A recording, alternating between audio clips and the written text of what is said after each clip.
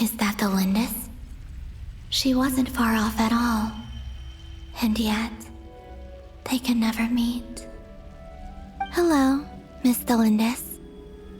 Who are you? How do you know my name? I've never seen anyone else here before. You can call me Columbina. I promised Rerir that I'd bring a message to you. Rerir? My Rerir? Is he well? He's doing better than he was. Better than he was, huh? Sounds like he's had a pretty rough time. Others have had a rough time on his account too. In many cases, their time ran out because of him. And I'm not just talking about the children of the Crimson Moon.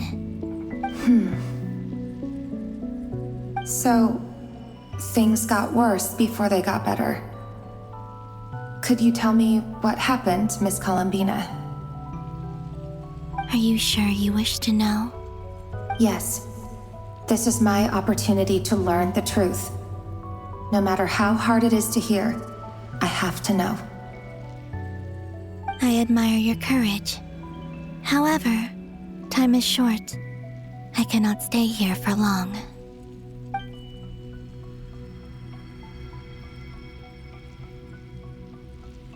Rerir had seeds of hatred in his heart, and many people nursed them for their own ends.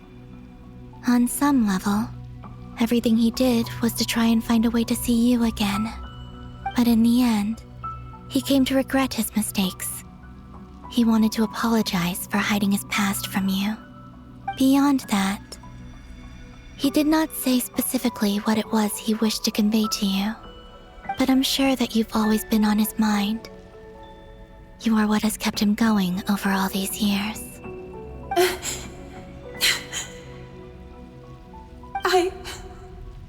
I'm sorry, Miss Columbina. This is so upsetting. I'm not sure how to put my feelings into words.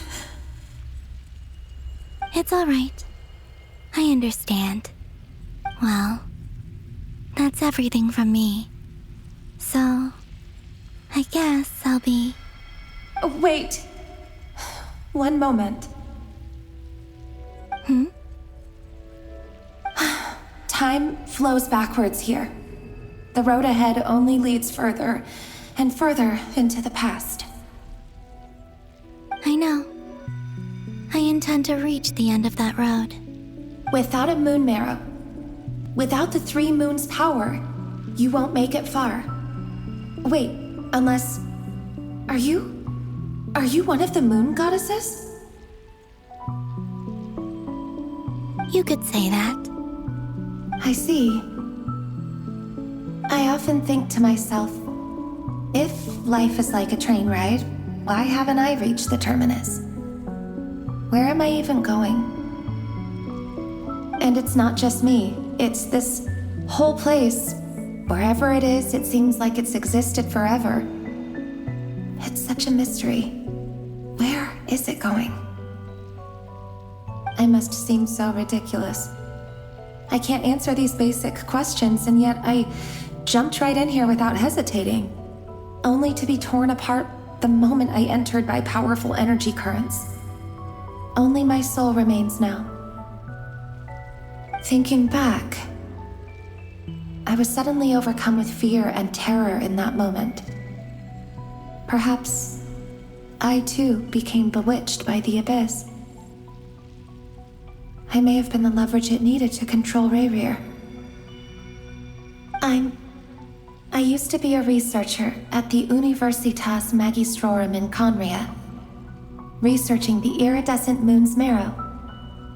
Eventually, I came to the conclusion that time in here flows in reverse. Rerir was one of the Venster King's retainers. With me, he was in an impossible position. It plagued him constantly. I wanted to help him escape his lot in life. I wanted him to be happy. so I thought I'd use this place to return to the past. At the time, I thought I could just go back to the day that the Vinster King first found the princess. It was only after meeting the princess that the Vinster King started going too far with his research into the abyss. That was the day all of our woes began. I thought I could stop the king from ever meeting her and solve everything. I couldn't kill the Vinster King himself, so I had to find another way to save Rayrir. That's why I wanted to go back, to kill the person who had brought new possibilities to our realm. I'm sure it was a futile endeavor, but the abyss probably enhances the basest human desires. So I naively hoped I could change everything. But I was simply too weak. Like a speck of dust against the whole universe. Look at me. I didn't even survive the journey here. Not physically, at least. I know I'm never getting out of here. But you're different. You can make it, and I want to help you. I owe you that much. How do you plan to help me? Have you noticed the golden energy that exists here? Based on my past research and my observations since coming here, I believe they carry you forward faster. I can share what I've learned and help you understand the pattern in which this energy appears.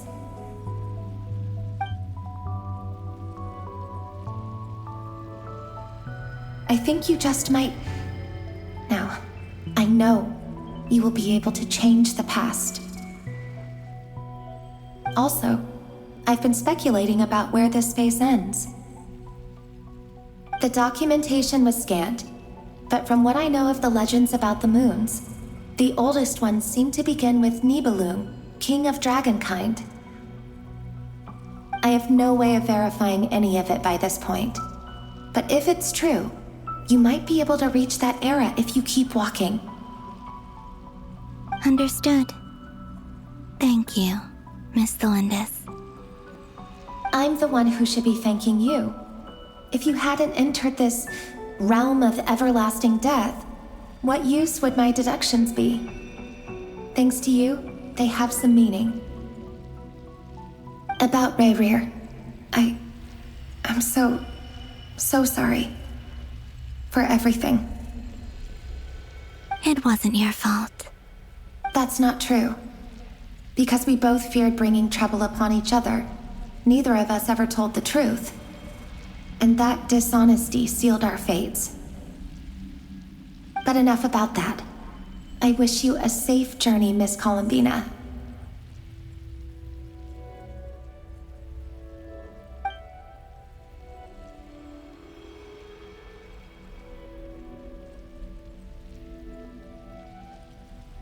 And may the outside world never have to experience pain like this again.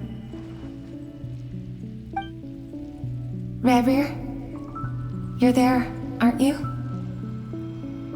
I cannot see you, because you exist in the future.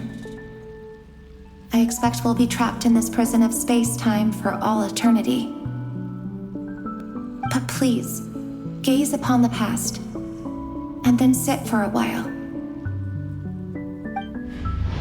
Let's find a place to sit down together, just like we did when we first met.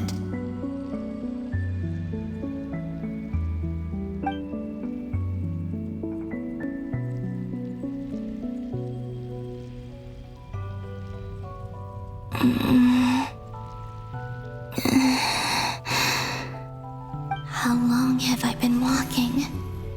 How much further till I reach the end? Is there even an end to be found? Everything's getting blurry.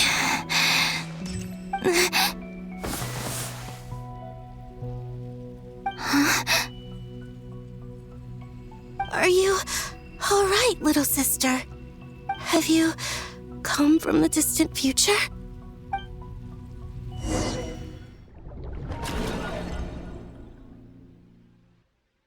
So, how exactly did the moons just disappear? shouldn't it be a little harder to get rid of major creations like moons? The world is a vast and ancient place. On a certain scale, all life lasts for but a fleeting moment. Miss Nicole explained that the moon goddesses likely perished in the War of Funerary Flame. The moons themselves were also destroyed at that time, save for the Frost Moon, from which a new moon goddess was later born. Am I missing something then? 'Cause the stories say that the moon goddesses were born on the moon, but doesn't Columbina say she was born in Nod-Krai? Huh, you're right! Why do their birthplaces differ? What's the difference between the two generations of moon goddesses? Also, remember what Sandrone said? Her scans detected 4 moons. In other words, 4 moon marrows.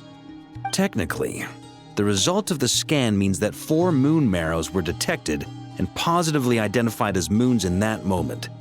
In other words, this piece of information alone isn't enough for us to know how Miss Columbina is doing right now.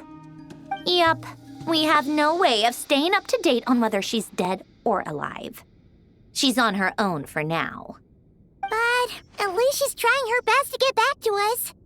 Yeah. She's a tough cookie. And a sore loser, too. We have to trust that she'll find a way. Because we really need her power. As much as it pains me to say it, we've got no chance of beating Dottore in a straight-up fight. He's much too powerful. It wouldn't even be close. That maniac is going to devour everything in his path until he reaches us. We need to find someone or something that can stop him before he does anything worse. I'll be frank. Our only hope of defeating this false god is with a real moon goddess on our side. I'm not just saying this because Columbina's a friend and I want her back safe and sound. It's just the truth. And I know that even she was no match for him when he attacked, but I don't have a better solution. We're not giving up on saving her, whether she can defeat Dottore or not. Right. Don't worry, Miss Sandrone. We're all aligned on saving Columbina. No one's trying to argue that we can only justify saving our friend because it will help save the world. This is about multitasking. We want to save both. So, she's more than just a moon goddess to you guys? Absolutely. Duh! She's part of the gang! And you are too, you know. Yes, I know. You don't need to labor the point. I knew that the moment I came running over with my documents that I was part of the in-group. I mean, if Arlecchino can fit in, I certainly can. Anyway, as for how we get Columbina back, I've been working on it constantly. But I think I'm still lacking certain information about the moon. I'd probably get there if I could continue my calculations, but the problem is, I've run out of computing power. Computing power? You mean you need more energy? No, the issue isn't energy, it's processing power. There's so much data to get through that the whole process has just ground to a halt. That's a tricky problem. René de Petrichor of the Nazissenkreuz Ordo once foretold the fate of the world. But I don't know how he did it. My guess is that he used the primordial sea's power. However, that won't work for me. His methodology was vastly different from my own. What's worse, they're incompatible. And to top it all off, we can't even leave Nod-Krai. Ugh, this is so annoying. If I'd known we'd run into a bottleneck like this. Well, no, the design bureau's a bust as well. Curse that Dottore!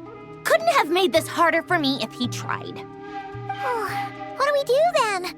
How about we grab a bite to eat and take a break? Maybe something will come to mind after you've cleared your head. You don't get it, do you? I'm trying to calculate the fate of an entire world here. And I need accurate results, not vague prophecies. Where the heck am I gonna find the computing power for that? Anyway, time to shelve the discussion on technical difficulties. Being a killjoy isn't very ladylike, after all. Either way, we've done what we can. Rest well, everyone. Remember to let us know if anything new comes up. Hat guy? Is he hinting that we should talk outside? Let's go somewhere a little more private.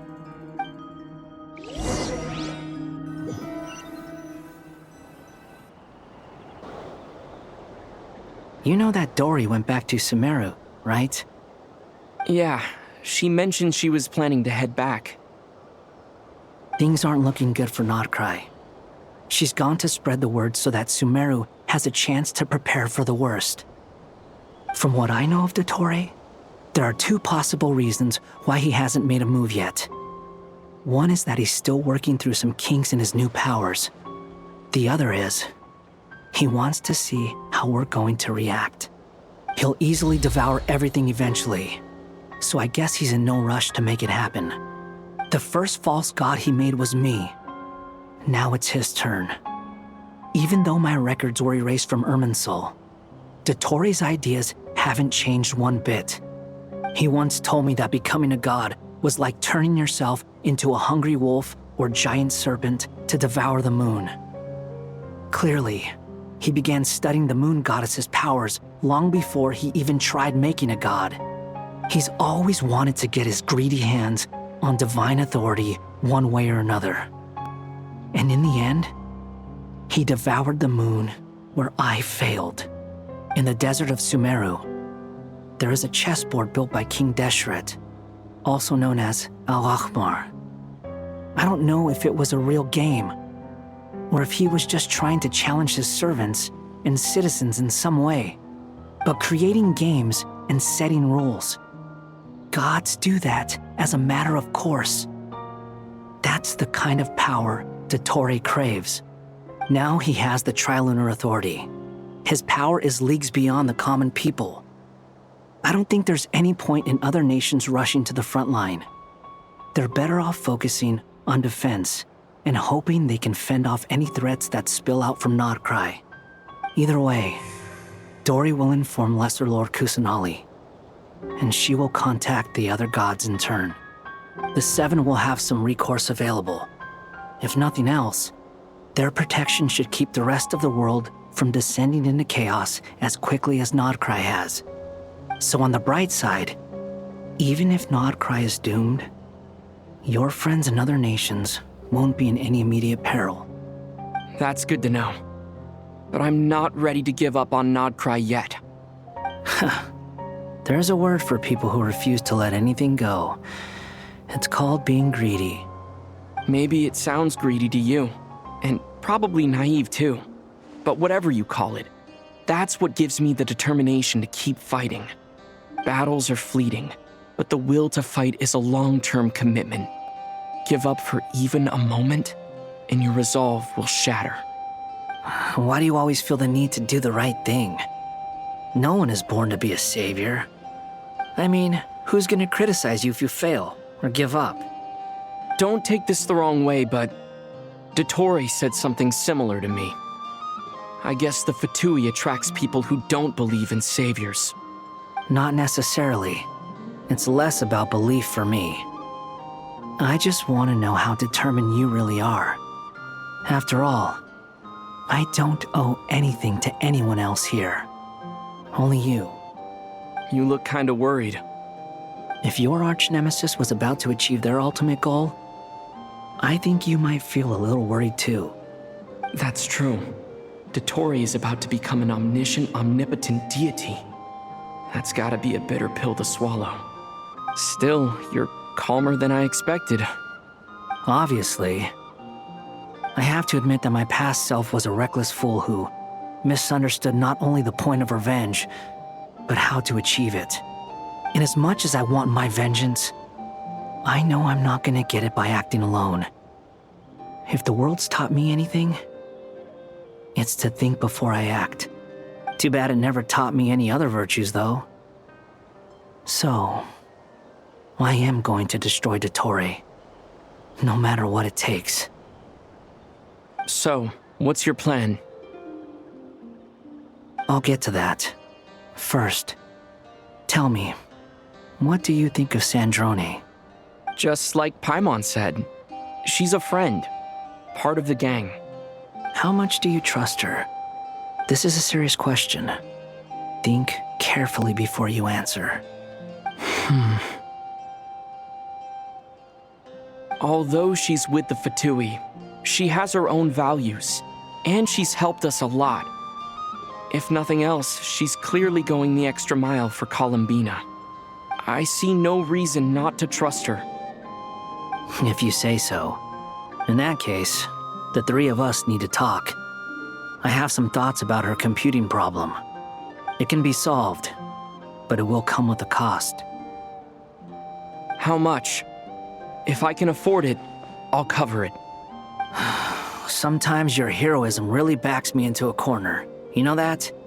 Come on, let's go talk to her.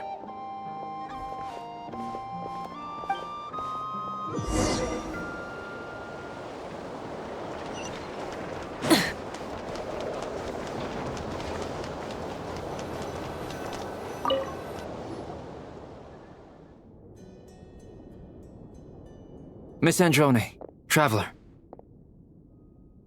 Hey there. Paimon's here too! She was just helping them sort through their things. How did your chat go? That was fast. The call only just ended. Well, you said it was urgent, so we got here as quickly as we could. Albedo, I have some alchemy questions for you. I see. Looks like my knowledge proved useful after all.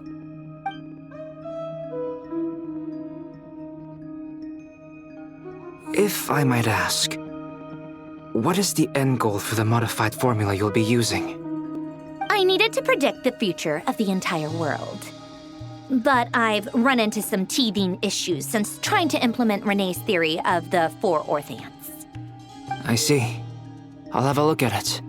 Still, computing power is the real issue here. How do you plan to solve it?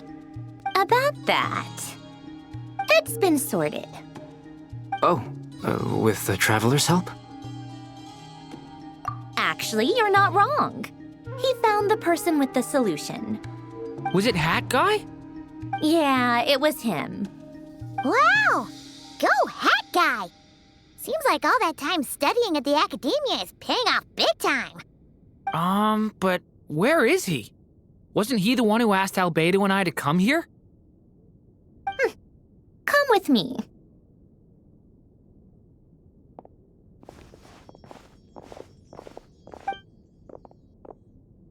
Hat Guy? What's happened to him? Hat Guy! Can you hear us? No response. I guess he's in hibernation. Hat Guy mentioned that he was a puppet. It seems that his functions are currently shut down. I presume this has something to do with the solution to your computing problem. That's right. He and the Traveler came to see me. Wait, what? You have a solution? Would you calm down? Why do you always react so hysterically to everything? Excuse me? How would you know? You shouldn't be so quick to judge complete strangers. It's very bad manners. Oh, please. It doesn't take that long to figure out that you have a temper. Where does a mere student get that kind of confidence? I've actually published more papers than you. Not that status counts for much. Even Paimon's applied for academia admission. Huh? Are you serious? See? This is why I can't be bothered to explain myself. She recognizes no one's skills but her own. Okay, fine. I'll hear you out. So, tell me, how do you propose to solve my computing power problem? This world itself is constantly processing all kinds of information. If it's the world's future you're trying to calculate, you need a processing device that's designed to cope with that volume. Easier said than done. Only Irminsul can handle that kind of... Wait, is that what you're suggesting? But surely we can't just plug my formula directly into the ley lines. You should be able to tell that I'm not human, right? Yeah, I noticed. The technology, though, seems pretty ancient. Very different from Fontaine's. It's a completely different system. Conrian, to be precise. I'm what they would have called a puppet. Puppets need an energy source and processing power. The artisans who built them sought out the materials most suited for that purpose. You? Do you mean... The Traveler and I have talked it over. He's willing to vouch for you. So, I'll allow you to borrow my core for your calculations. It was built using wood from a silver white tree, which makes it a small part of Irminsul. Conrian technology and Irminsul wood. Who in the world could have built you? Are you sure about this? A puppet without its core will cease functioning completely. And if it's left in that state for too long, it might not recover. You could die if you do this. You do realize that, don't you? I can put 2 and 2 together, yes. No need to rub it in. I won't lie to you. This has never been done before. I cannot guarantee your safety. Doesn't matter. I'm prepared for the worst. Did you two actually talk this through? Is he... Are we really considering this? Yes, we discussed it. The bottom line is, he trusts me, and I trust you. Let's give it a shot, shall we? Honestly, I have no clue where this kid even came from. But for whatever reason, he lent me his core to use in my formula. I'm very close to finishing my calculations now, and the core is currently in use. So I'm sorry, but I can only show you a sketch right now. This is what the core looks like. A silver white branch. It certainly matches the legends told about Irminsul. Is Hat Guy gonna be okay? He's not gonna die, right? Right? In theory, he should be fine. As long as we put his core back in time. Beyond that, all I can say is that I'll try my best to avoid risk and make sure the core doesn't sustain any damage. I think I know why you called us here now. Someone needs to watch over his body and make sure it's protected until the process completes. Correct. He said that the only ones he trusts here are you two, and the Traveler. And the Traveler will have other work to do. He will have our undivided attention. Aw, Hat Guy. On a more positive note, things are progressing steadily on my end. I'll call everyone in for a meeting once the results are out.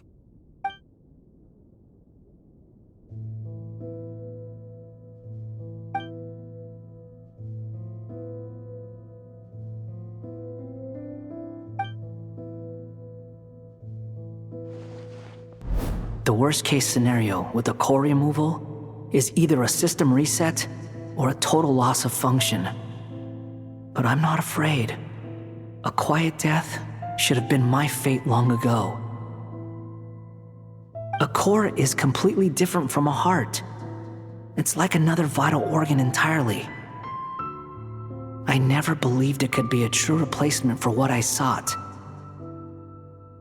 But in the end, it turns out the core was more useful to me. Pretty funny when you think about it. It's like the punchline of my entire life. Do you think there's any difference between a puppet and a human? If not, then this would just be another samsara. I have already experienced both a past life and a next life. Part of me wonders whether I'm only capable of making this decision because I've become a real human. What's with that expression? Isn't this a good thing?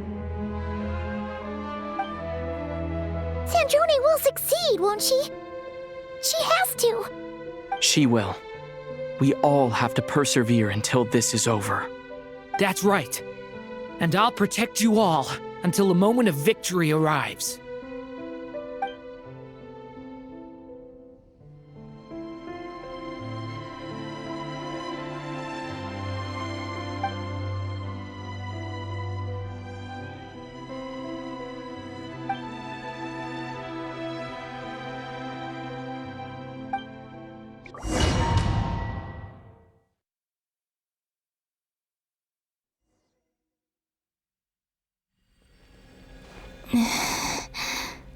Who are you?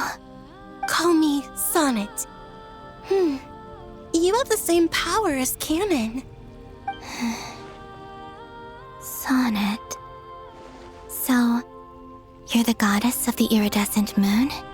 Oh, goodness. You recognize me? Well then, what's your name? Columbina. Columbina Hyposelenia. Hyposelenia. What a lovely name. Did you choose it yourself? It was a joint effort between me and my friends. Friends? You mean your friends in the heavens? Huh? Oh, sorry. You must be exhausted. I apologize. Hang in there. Let me introduce you to my older sisters. Do you mean the other two moon goddesses? Arya and Canon? Wow, you sure know a lot. Hey, does that mean that our story goes on into the future? Oh, I guess that wasn't the best question to ask. It's all right. We were prepared for that possibility. You could say we were too prepared. I can't even remember how long my sisters and I have been here by this point. When did you get here? How long has it been? I can't say for sure, but it feels like it's been forever. I see. Are you feeling all right? You look a little unwell. I can hold out a while longer.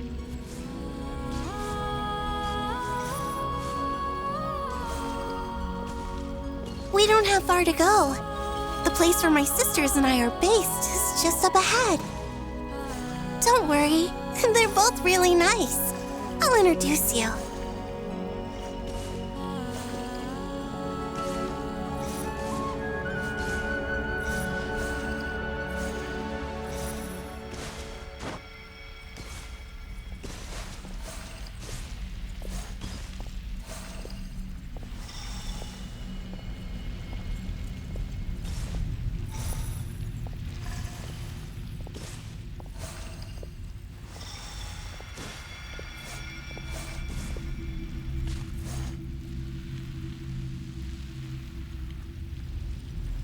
Sisters! I'm back! And look who I've brought with me!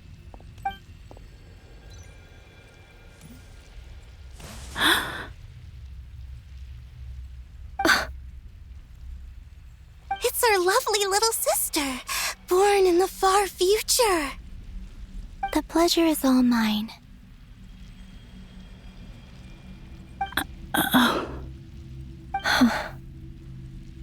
Allow me to introduce you to Columbina Hyposelenia.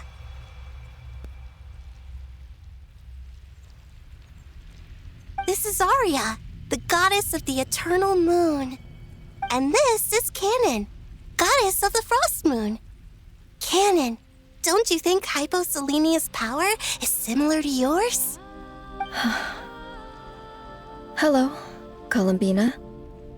I apologize for our startled reaction just now.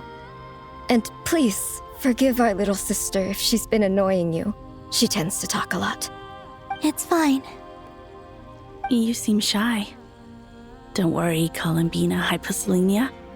No one can hurt you here. Could you tell me where here is? Please. I must know.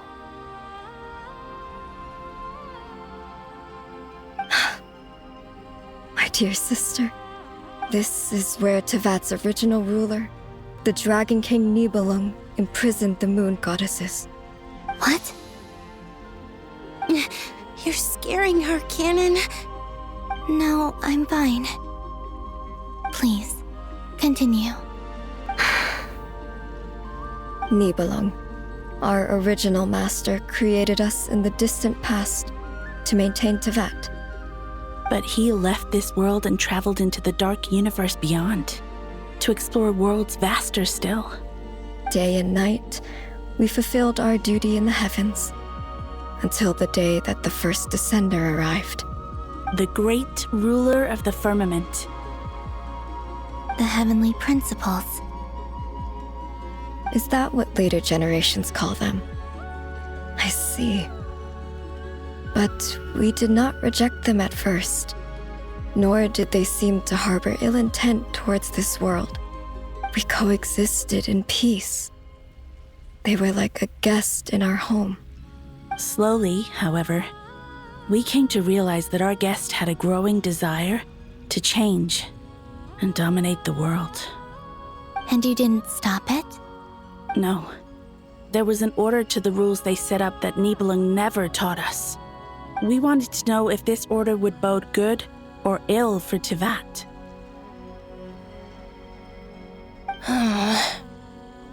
All right. Canon and I wanted to know. Sonnet was against it from the outset. Later, we discovered that this great ruler of the firmament bore an almost paranoid hostility toward the desire of certain life forms to seek power. Or perhaps they feared them. They would even cast down celestial nails as manifestations of their power, to punish the civilizations of the world below. Only this was far beyond mere punishment. Right. Their rules brought order, but the price people paid for merely testing the limits of those rules was far too great. I did everything in my power to help the punished escape catastrophe, but still, too many lives were lost. The ancestors of the Frost Moon Scions were some of the ones you helped. But just when we had decided to take countermeasures, the Dragon King, Nibelung, returned. And so began the War of Funerary Flame. So, that's the name the world gave that war in the future. Well, who won in the end? As far as I know, the Heavenly Principles won, although it came at a great cost. They remained in Tevat, where they continue to rule to this day. And the world's original master, the Dragon King Nibelung, was destroyed. And what of the moons? Are there still 3 moons in Tevat's skies? You can tell us the truth, Columbina. We know we are but remnants of a bygone age. We are prepared for the answer. Only the Frost Moon remains. But it has been cast beyond the false firmament by the Heavenly Principles. The eternal and iridescent moons were both shattered during the war. So death finally came for us in the end. Sonnet. But you're still here, aren't you? A moon goddess cannot live without her moon, Columbina. She's right. That's why I began to disappear. Because the Frost Moon is cut off by the false sky. How much worse it would have been if it were outright destroyed. Our souls may endure within this lunar palace, but if our moons are destroyed, then we shall disappear the moment we depart from it. I'm sorry. There's no need to apologize to us, dear sister. If anything, we owe the world an apology. If only we'd decided to act sooner, rather than arguing amongst ourselves. all the more reason not to spend this time in regret and repentance. Instead, we should focus our efforts on how we might help our future sister. Sorry? Don't you see, Columbina, your story is not yet over. Is that not why you are here?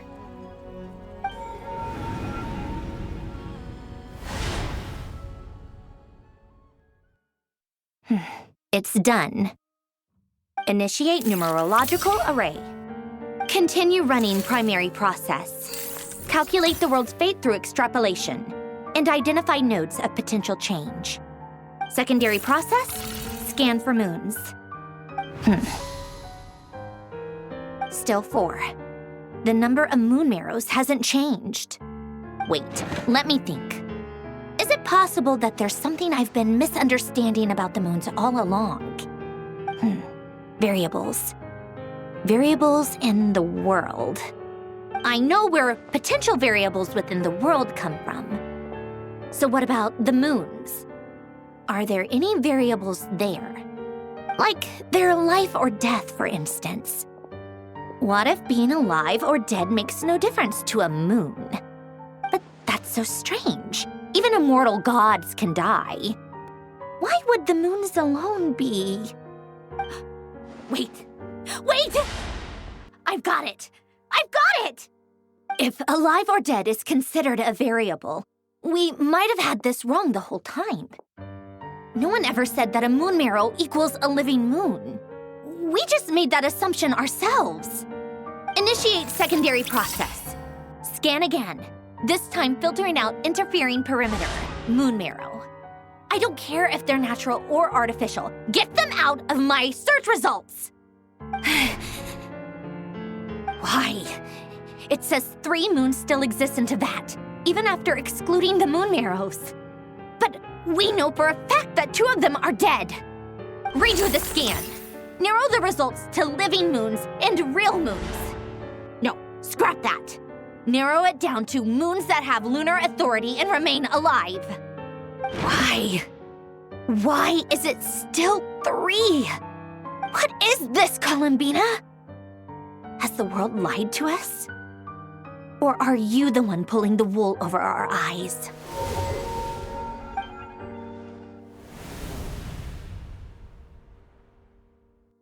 So, you think that the moon's reflection might be where Nibelung imprisoned the 3 moon sisters? Yes, it would explain a lot, such as why that space would respond to a moon goddess's power, opening the moon gate at her command. It would also explain why Miss Columbina has been unable to leave, and why time flows in reverse there. In the messages she sent, Columbina promised us she'd find a way to return, but we have no way of knowing how, when, or where this might happen. The fact that she still has yet to reappear in this world indicates that returning from that place is no easy feat. We cannot afford to simply wait for her. So you're saying, if she could return by her own power alone, she would have done so long ago? Yes, she certainly wouldn't leave it to this late stage when it's so touch and go. I've been giving this some thought, and I've come to believe that Luanatar might be an anchor that she left behind, as a sort of future waypoint. This could also explain why Luanatar is always by the traveler's side. Sounds like a plausible theory. If that's the case, there must be some criteria we need to fulfill to allow Columbina to return to the present. The question is, what could they be?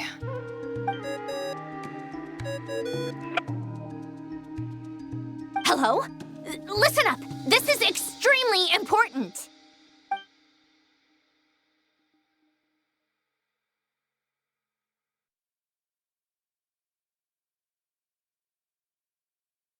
Not only is Columbina alive, but she may well exist in a form unimaginable to us. I'm still unclear on the details, but she's done something truly inconceivable in the past. And the clue to what she's done lies in the moon and Tevat's sky. Truly amazing. Oh, I'm so delighted for her. I'm sure we all feel the same. And I'm sure Columbina is ready to get back here and fight by our side. I'll keep my calculations going and try to find some way of coordinating with her. But that's not an excuse for everyone else to slack off, okay? All of you had better keep trying to think of solutions. How can the dead moon still live? And Luanatar...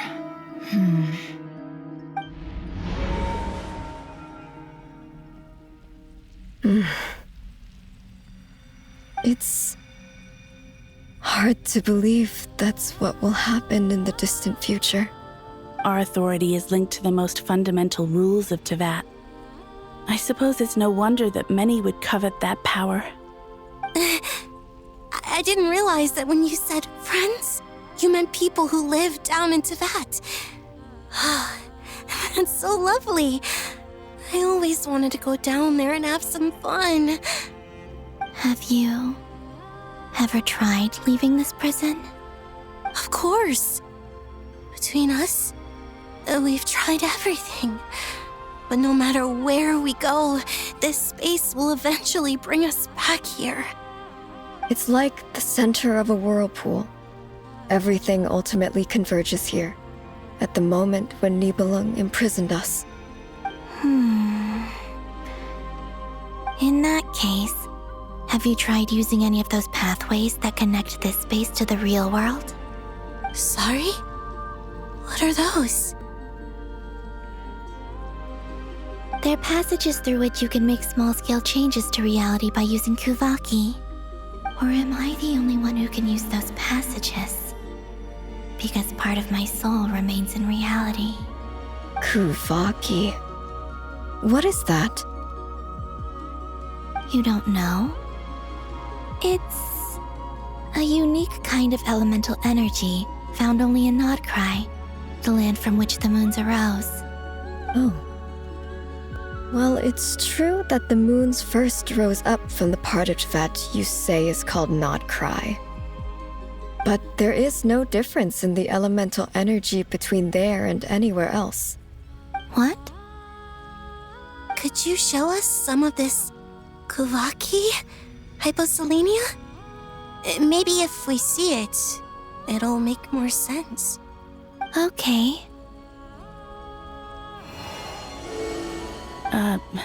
Isn't that just your power? What? But it's everywhere in Nod-Krai. In the air, in the land. Even the creatures who live there have adapted to its influence. How curious.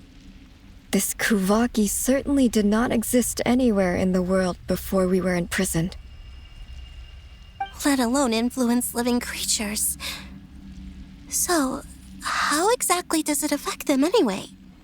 Can they float in the air like us? This is so strange.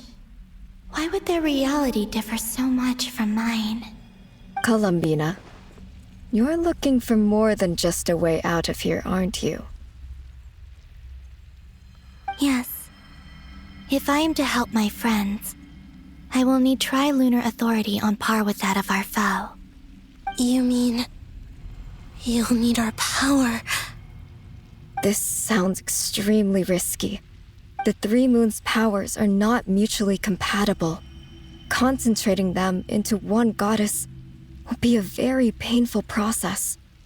And if anything goes wrong, it could tear you to pieces. I know. But I'm willing to take that risk. Even so, let's say we successfully transfer our authority to you. How will you take it outside this prison?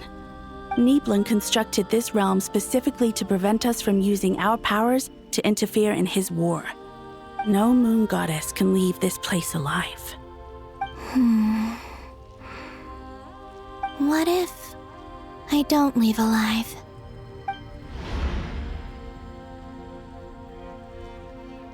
Where do we even start? How are we supposed to figure out what we're meant to do to help Columbina?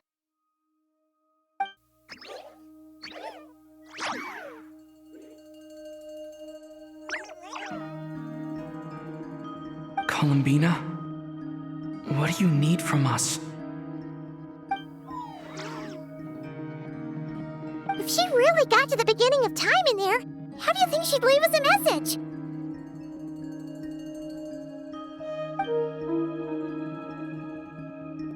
You don't think she'd write it down on a stone tablet somewhere in the hopes that we'd find it, do you? Seems unlikely.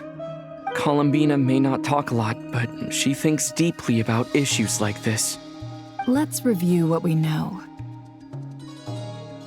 This is the Columbina who fought alongside us against the Rahir of Solnari, and with whom we celebrated Moon Prayer Night.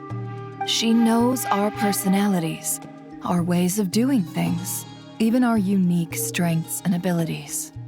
So, if she wanted to tell us something from a long, long time ago, what would she do?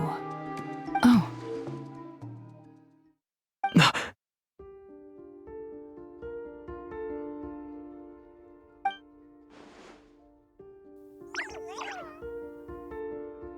Traveler, you once said that those golden ripples also appeared when Luanatar was born.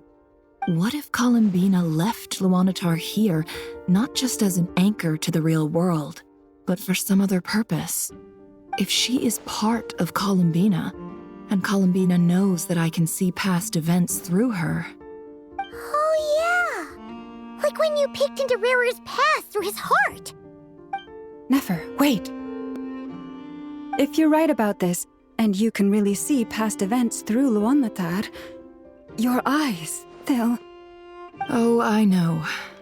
Looking at Rarir's past in Conria was already enough of a strain on my eyes.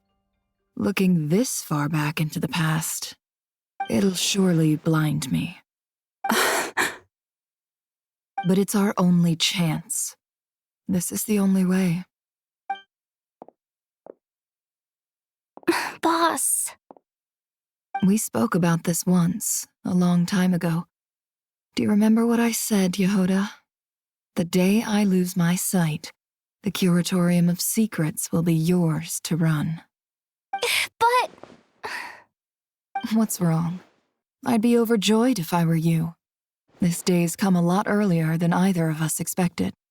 I need to know you'll honor our agreement, Yehoda. Promise me. Yes, Boss Neff. I promise.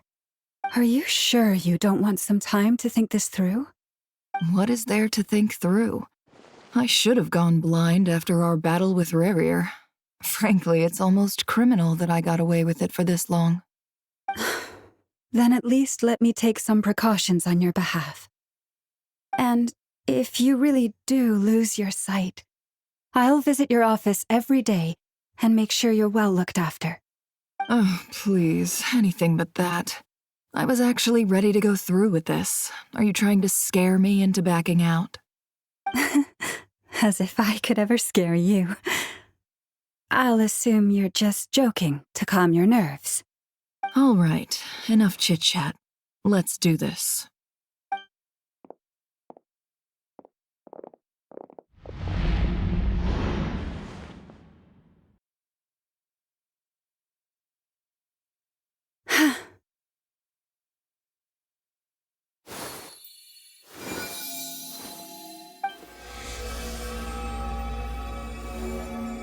All done. Good. Now give me some space.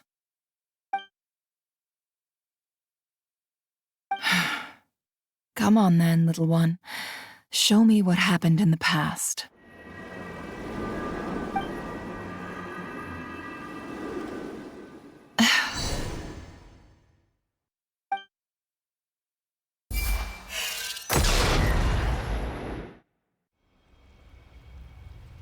Between the Trilunar Authority, Kuvaki, and the sole-surviving moon, the Frost Moon, I think I might know how to get back. But I will need my sister's help. Time to go talk it over with them.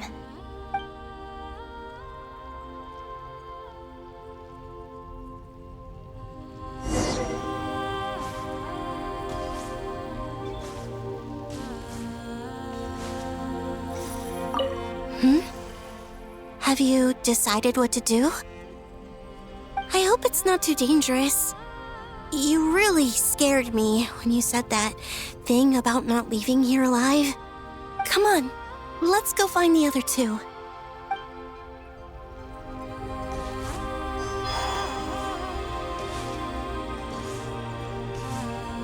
It seems you have reached a decision. I'm all ears. What do you propose?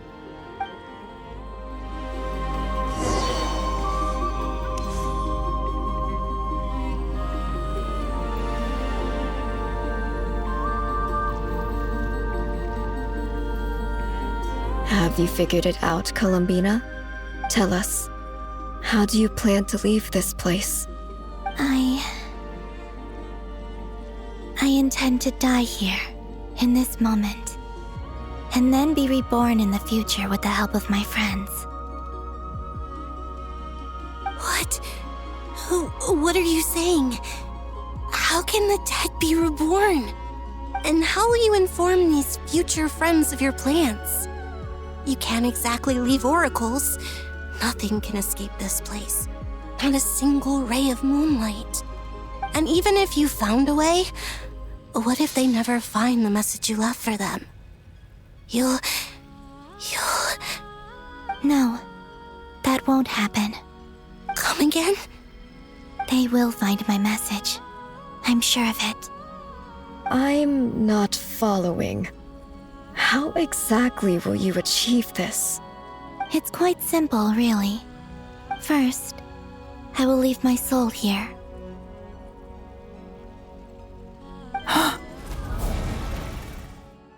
I see it. Your soul? You mean your divinity? Yes. I once left a portion of my soul in the future. One so small that this prison barely noticed anything. In this very moment, she can resonate with my soul across time. When the time comes, I believe that she can serve as an anchor to pull my soul from here back to the future reality. Just as gravity connects the world to the moon. Exactly. In the future, where I came from, the moon has been cast beyond the false sky, but I can still feel that it is there. In a similar way, I can feel a connection to the soul fragment I left behind even now. My friends can use it to detect my presence. But how do you just leave your soul here? Is that even possible? On my way here, I met an ordinary mortal who entered this place long before I did. Her body is long gone, but her soul remains. And before that, I encountered an old enemy whose entire soul survives here intact, while the power that once corrupted his body has faded away. So, perhaps this space is specifically designed to imprison divinity and authority, but not the physical body. Still, even if your body can escape, would it not just be a lifeless husk without the soul inside? Wait, is that what you meant when you said you wouldn't leave alive? Yes. I shall turn my body into moonlight and pour it over Nod-Krai. That power shall protect the land and quietly blend into it, awaiting my soul's return in the future. However, I cannot do this on my strength alone. I would need your help to do this, so I'm humbly asking for your assistance. Oh, dear sister, you need not be so formal. As I said before, we are but remnants of a bygone age. You, on the other hand, were born alone in that distant future, and you have walked a long and lonesome road since then. How could I bear to let your story end here in this dungeon? Don't forget, we are your sisters, your family.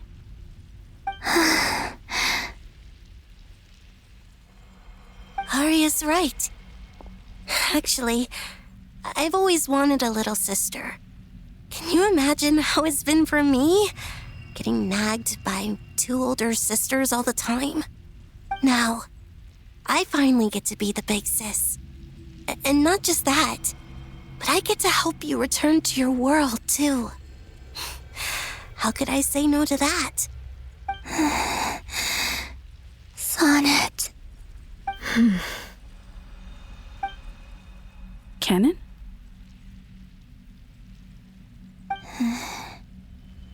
I'm sorry. I know this is a bold request.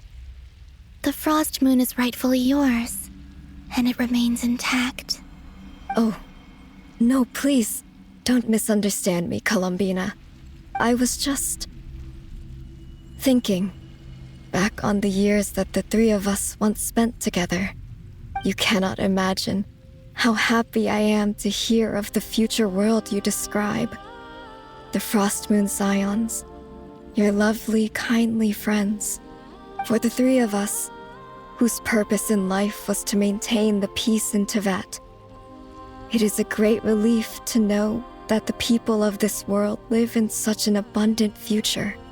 If your plan can save them and save Nod-Krai, I will gladly give you all that I can.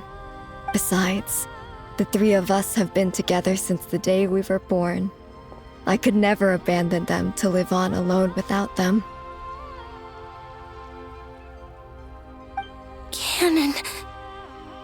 Still, I do have one question I would like to ask you before we proceed. Certainly. What is it? Why do you cover your eyes?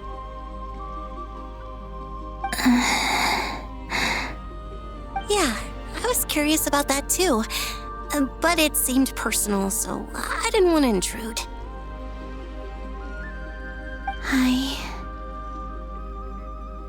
There was a time when I refused to look upon the world. I believed it was full of nothing but lies and falsehoods. I wished to hide my feelings, seal my heart, until I could return to my true home. I see. Perhaps that decision saved you from ever having to see the false sky again. But at the same time, you likely missed out on many true and precious things, like the smiles on your friends' faces. Promise me this, Columbina. When you return to the future, open your eyes, take a look at the world around you, and see your friends. I'm sure that you know this already, given that you long to return, but that is your true home. Give me your hand, Columbina. Arya, Sonnet, you too. Okay. All right.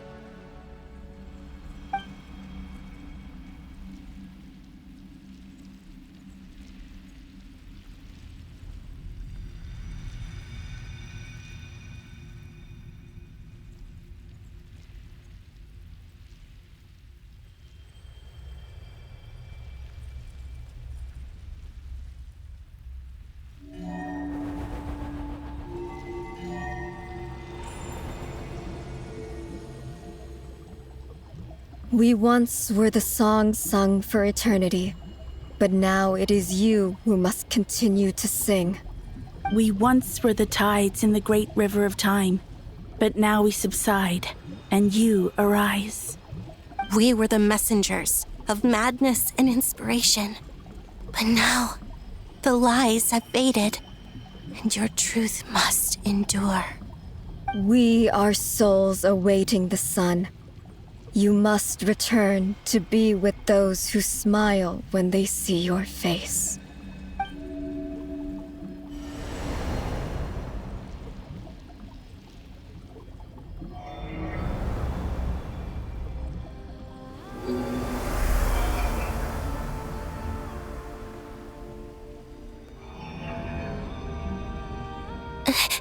Is it done?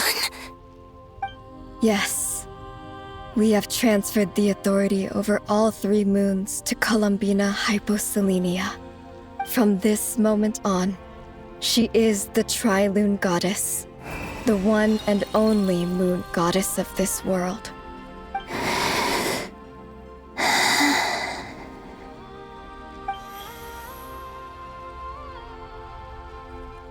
Thank you. Thank you, my sisters. Now go, and do what you believe is right, Columbina Hyposelenia. Be aware that we cannot grant you the power of the 3 moons beyond these prison walls. The conflict that arose over their remains following our disappearance will still take place. I understand. Sisters, oh, my body. It feels... Now that we have given up our power and authority, our bodies are merely mortal shells. This prison is dissolving them as we speak. It's okay, Sonnet. The end must come for every god, just as it does for every human. That's all this is. The final destination of our lives. Canon and I will be by your side the whole way. We have one final request, Columbina. Could you use the 3 moons' power to send us back into the real world?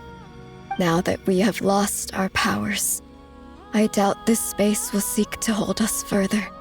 It's just... we would like to spend our final moments together in the only place we ever called home. Of course. Gladly.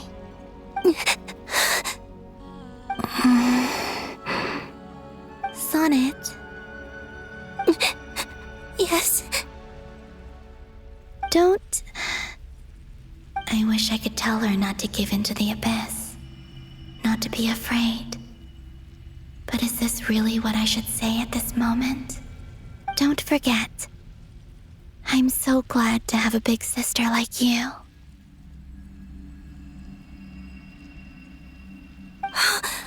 No, Hypo. Thank you. I'm okay. I'm not afraid. As long as my sisters are with me, I won't be afraid.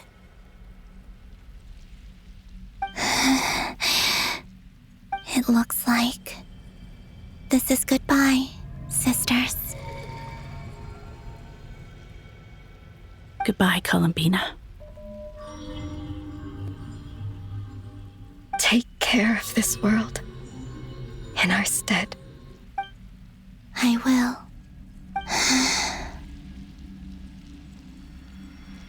And now, it's time for me to bid farewell to my body, too. May it become the moonlight that keeps Nod-Krai company through the long years ahead. So this is why Nod-Krai was not always home to Kuvaki. It only appeared after I poured my body out upon this land, and only this land. Kuvaki responds to me because it is me, my body, answering the call of my soul. And the golden energy I've encountered on my way here was, in fact, that very soul, which I am about to leave here to guide me. O power Trilune, eternal moonlight. I, Columbina Hyposelenia, lay aside my body. Let it be cast into the dark night to illuminate the future. May it be a companion to all who dwell beneath the moon.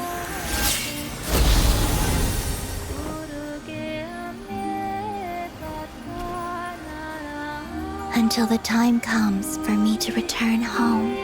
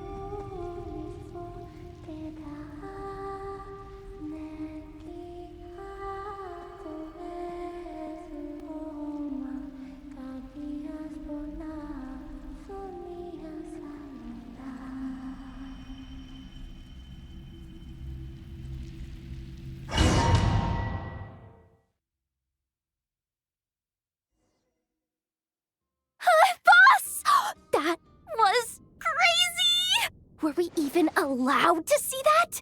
Is anyone? Can you still see?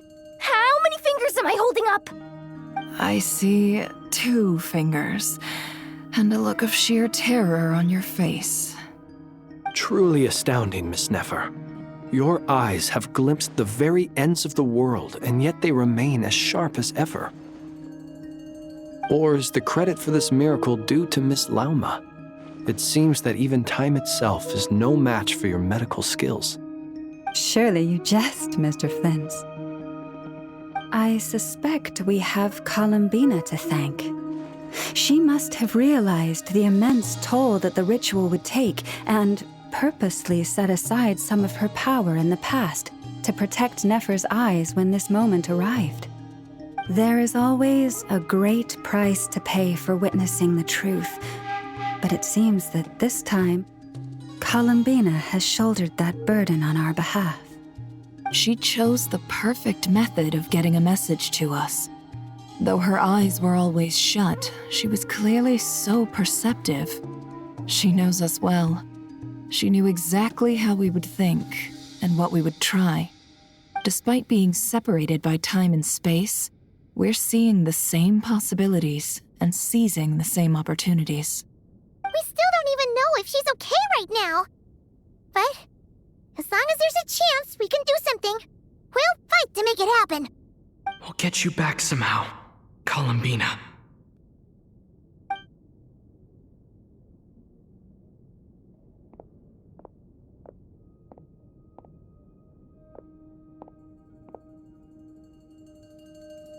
Well, based on the information we now have, let's figure out our next moves. Thanks to these gentlemen, we have a much clearer picture of the situation with Dottore. The civilian population has been moved to safety, so we no longer need to hold back. Miss Androne, how are the calculations going? So far, so good.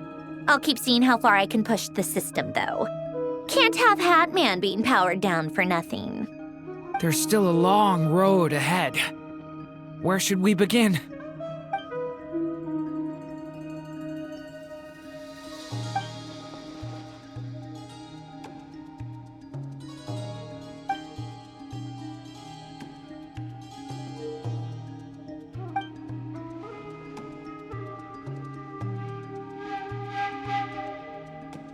Our plan is clear. Time is short, so let's get moving. There's just never enough time, is there? Time is the bane of my existence. Ugh.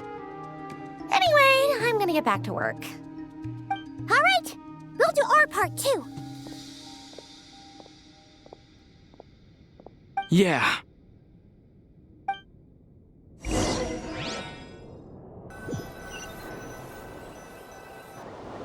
Albedo's theory says that elemental energy can dilute the light realm's power, but I'm no expert in building elemental defenses. Sounds like something out of the advanced elemental theory section of the library. Whew.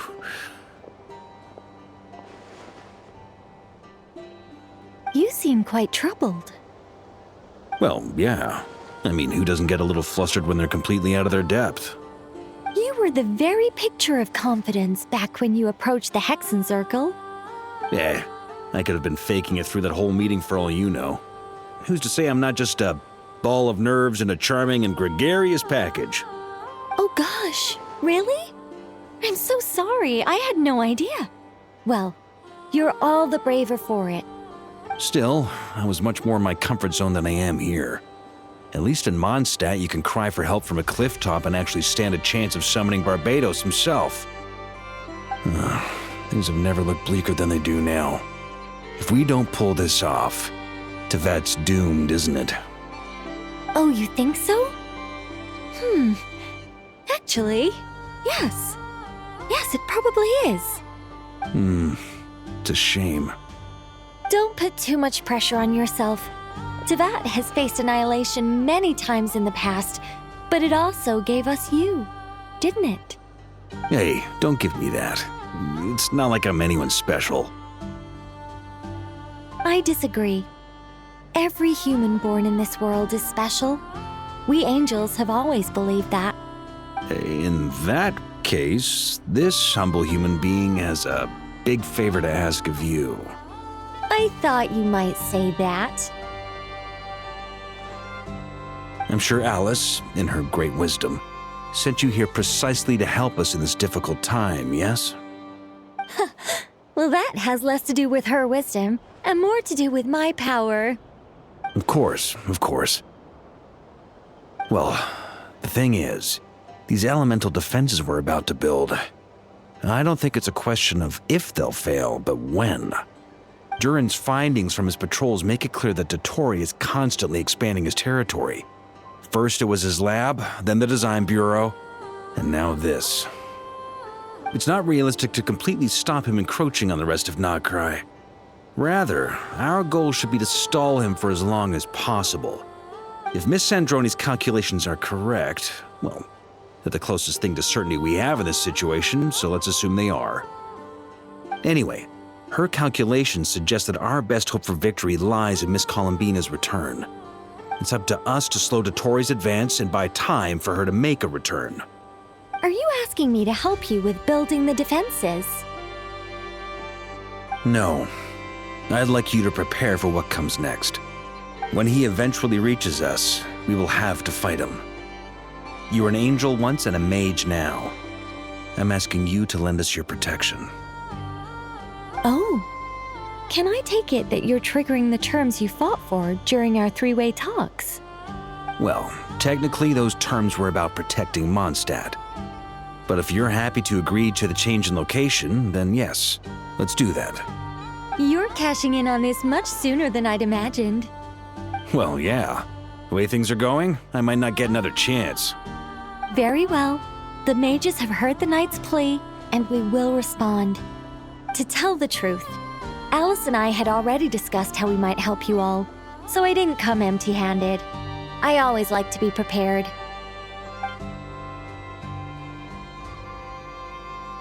This is... wow. Yeah. This is great. Seriously, thank you. It's been many long years since I had a chance to dazzle humanity with a little divine intervention. To humbly serve as a reliable and responsible guide. Anyway, Knight of Boreas, please accept this gift in recognition of your great virtue.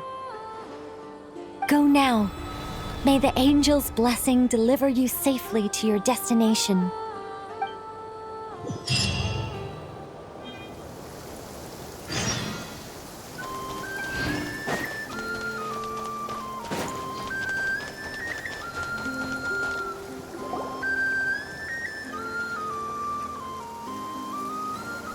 You're here.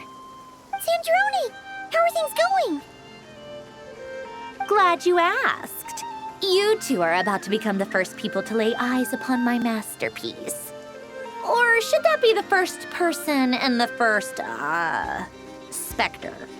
Hey! Whatever. Come, feast your eyes on this. Wow! We've never seen something like this before. This meter displays the progress of my formula. Currently, it's still making the most important connections. Once it's finished running, I'll deliver it right to your side. And then, we can finally bring Columbina back. What do you mean, deliver it? Can't you just tell us over the Dodo communication device? It'll just be some numbers, right? Ugh, you're such a greenhorn. This isn't the kind of formula you solve in math class. It's a highly complex algorithm capable of constructing a framework of rules. Ugh, whatever. We'll be here all day if I start trying to explain it. All you need to know is the formula must be completed before we can bring Columbina back. I'll share the data with you. Nicole's agreed to let me use her information channel, so we just need to use the Dodo communication device like so. And... there. Now you can check in on my progress. Wow! Look at that! You're amazing, Sandroni. About time you recognized my genius. Took you long enough. Anyway, that's That's all from me. You should check on the others if you have time. Make sure we don't have any weak links in the chain. That might sound harsh to you, but close supervision is a common practice in a Fatui. Not looking to catch anyone out. I just care about everything going smoothly. That's all. I'm kinda stuck here while the formula's running, so I need you to be my second pair of eyes in the meantime.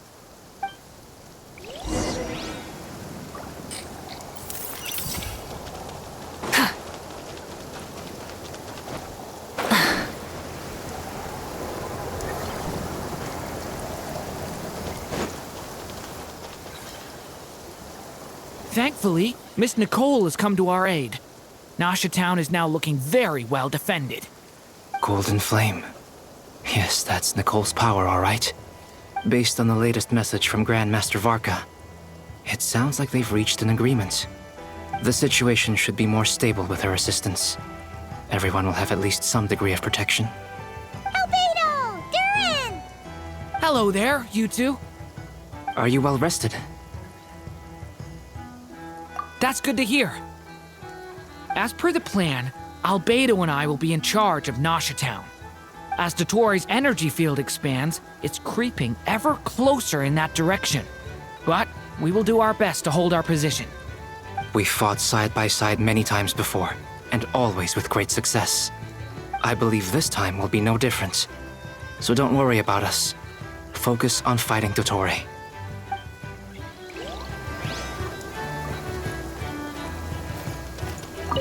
As Dottoro's energy field expands, it's creeping ever closer in that direction. But we will do our best to hold our position.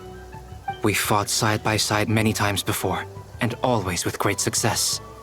I believe this time will be no different. So don't worry about us. Focus on fighting Dottore.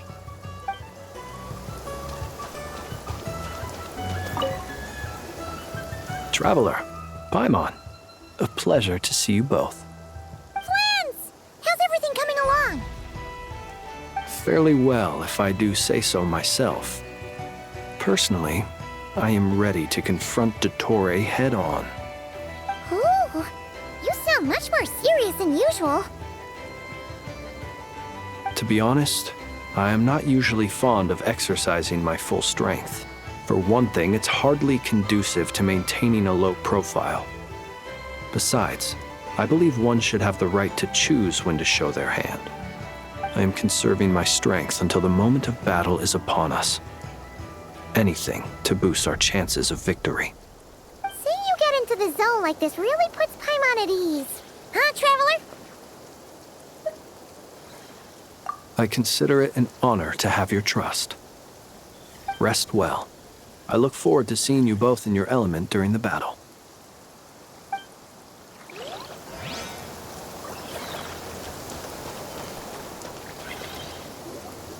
Yes, Miss Moonchanter? What are you staring at? You always address me in the strangest ways. Lady Moonchanter 1 minute, Miss Moonchanter the next. Yes, and? Are either of those incorrect? Not as such. It's just that I simply call you Nefer nowadays. Uh-huh. That's my name. What's your point? The point is I don't add any honorifics or titles.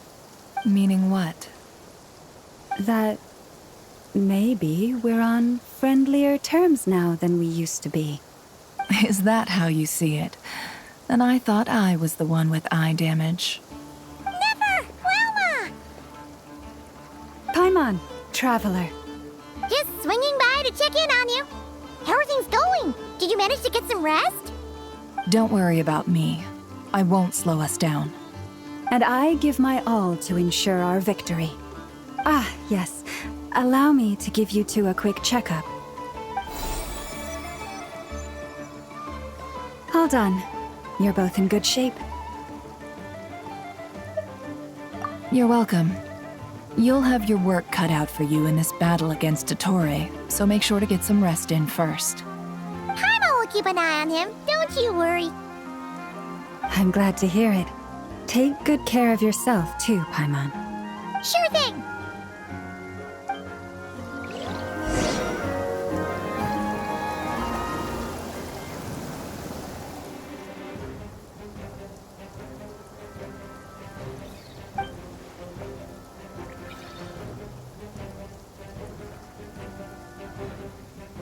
Here they come. That's quite a horde. As we expected. Get ready, everyone! Take your positions and prepare to engage. Let's begin. I'm at the ready.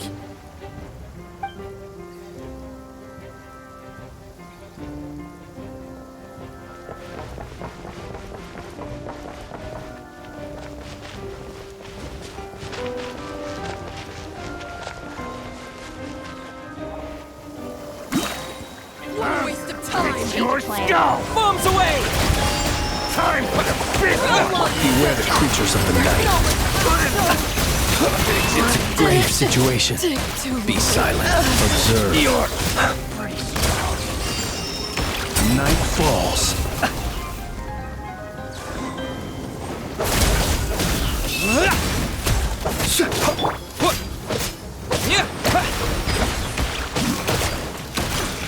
Be silent.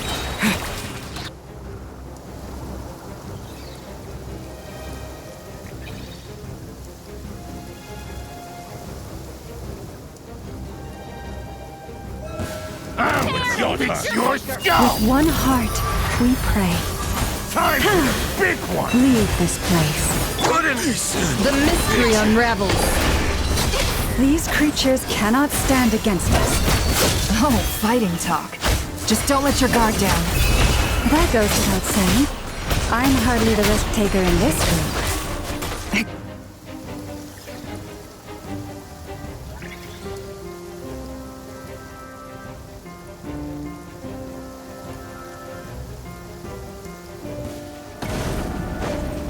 Moment of birth.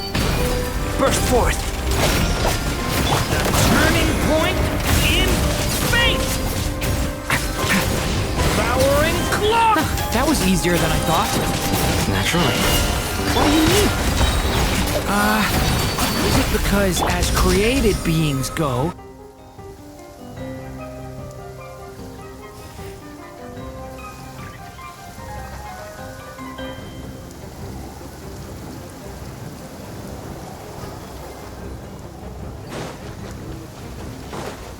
Wipe out! Water jet! By the Frostmoon of old, you poor lost land.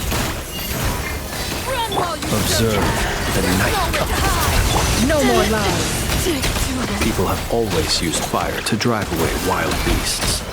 Wouldn't a lantern work just as well? You read my mind, my dear friend. I was just about to say that. All right then, dear friend. Bring the light!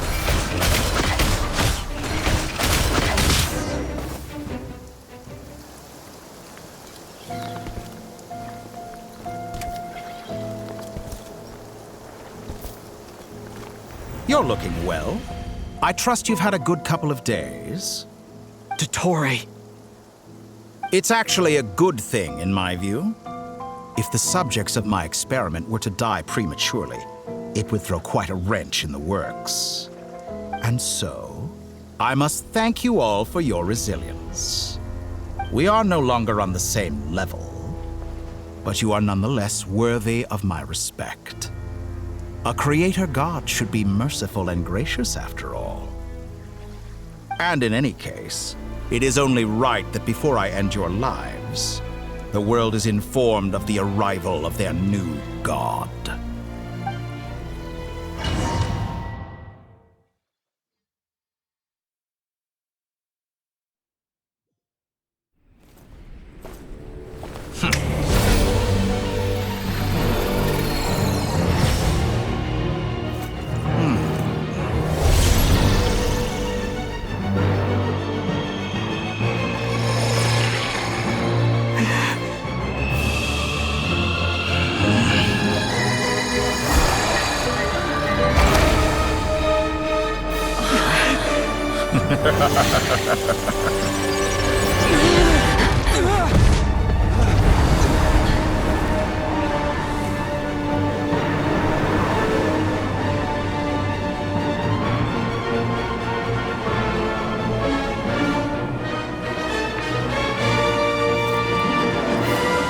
The experiment begins.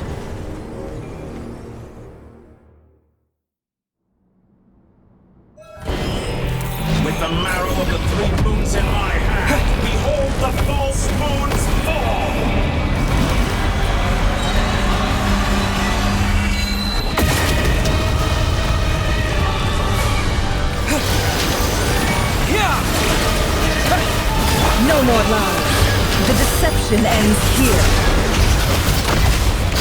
Time to go clean. That's more like it. Pathetic.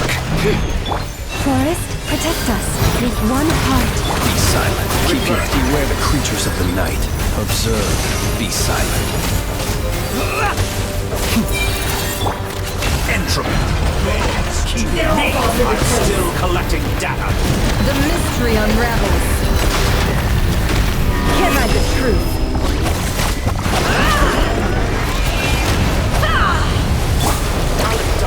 Bombs away! Leave this place. By the frost moon of old. First, like an ant in my palm. Oh. I've been moved inside another space. And it's sealed off. Looking at the structure of it, it seems like Dottore intends to trap us here. There's no exit. Our endurance is about to be put to the test. Go! Forest, protect us. Pathetic. It all adds up. Excellent. You barely managed to touch my level. Me. Can't hide the truth. Leave this place. No more lies. Seek within. Reverse.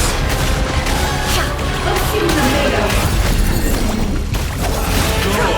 Keep it up. Did you honestly think that would work? With one heart and pray. Can't hide the truth. It all falls into place. That's more like it. Some results of Moon's remnant.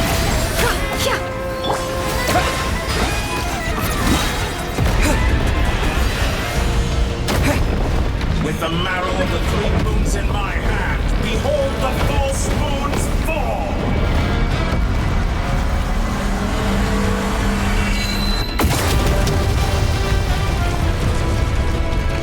You cannot face me! Go!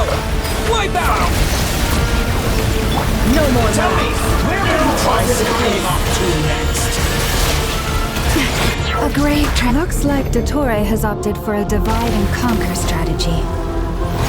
But we will not allow him to triumph. No, I shall pray for our victory.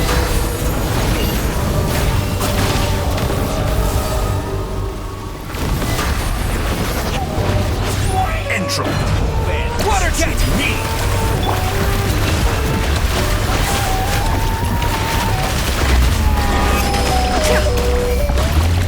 Excellent. You barely managed to touch my level.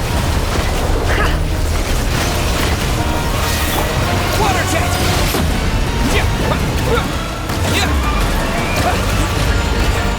Can't hide the truth.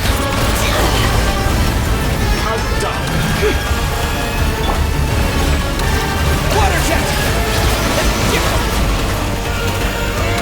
No more lies.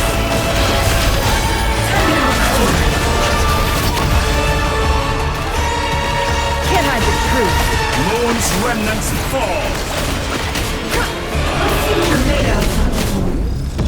Good. Keep it up. I'm still collecting data.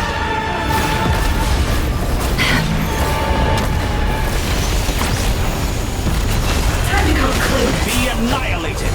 That which cannot stand against me. Absurd. What's this supposed to be? A knockoff version of the space Columbina got trapped in?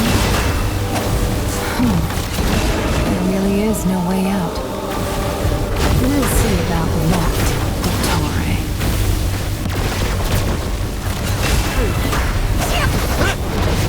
How dull. My apologies. I had not intended to take your teammates from you. But you have a choice. Obey, and I can release them. An excellent deal, if you ask me. Won't you consider it?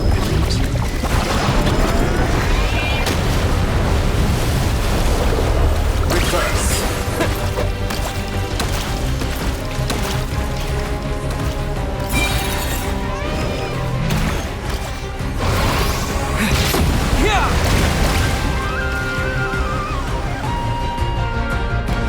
I'm aware you've been working on some little tricks to surprise me with, but it appears that none of them have come to fruition. My guess would be that you're trying to bring Columbina back. But then, where is Sandrone? Or are you trying to buy time for her? I always found their friendship to be a curious phenomenon. Two highly incongruent personalities, and yet they share a deep connection. Speaking of Columbina, I once saw her as like a younger sister. We got along quite amicably while she was with the Fatui. But then one day she suddenly decided she would refuse to take part in any further experiments. To this day, I truly don't understand what I could have done to upset her so much. It's such a pity. I could have had a sister, a family. But alas, she grew to dislike me. You're not fit to be family to her. That I can't deny. So many people, all obsessed with playing out the same tired old dramas. This world is rotten to the core. And then there's you. You had every opportunity to reach the right conclusion. The thought of killing you off like this? But I maintain that I approached you in good faith, so I will offer you another chance. Will you work with me? You have until I count to 10 to make your choice. 1, 2, 3. Not in a million years.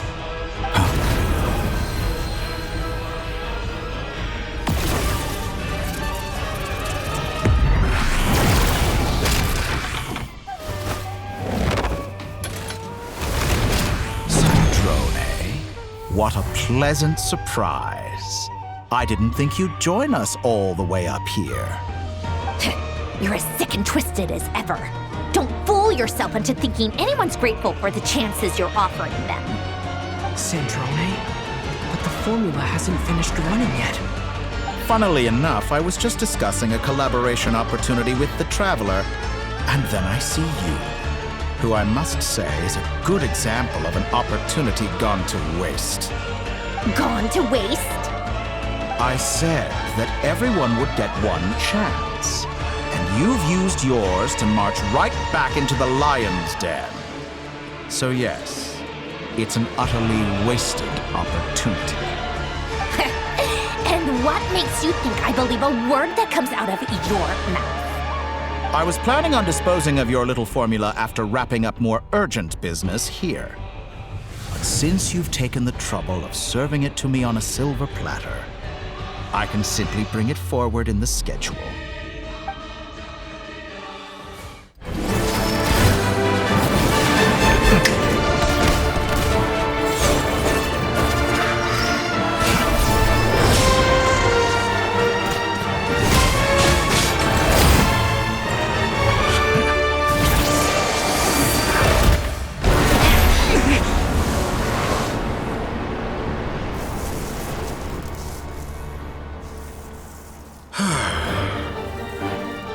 Is this your life's work? This piece of trash?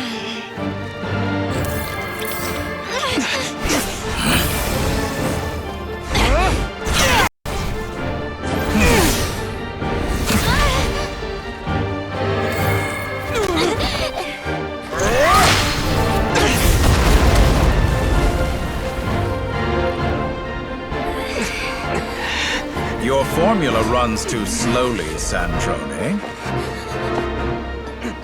You put your hope for success on others instead of fighting dirty.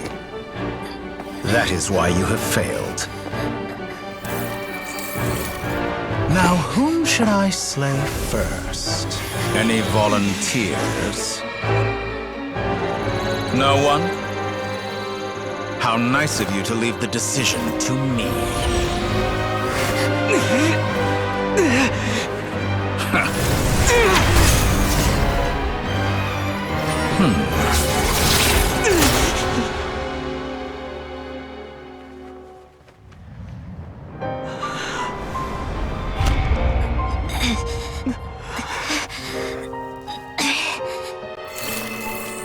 Oh, how unexpected. it. Sandrone, any last words for me, comrade?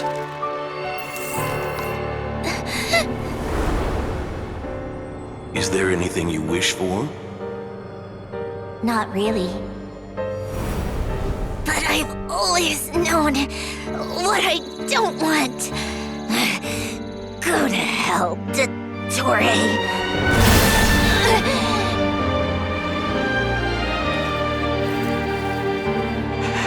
No!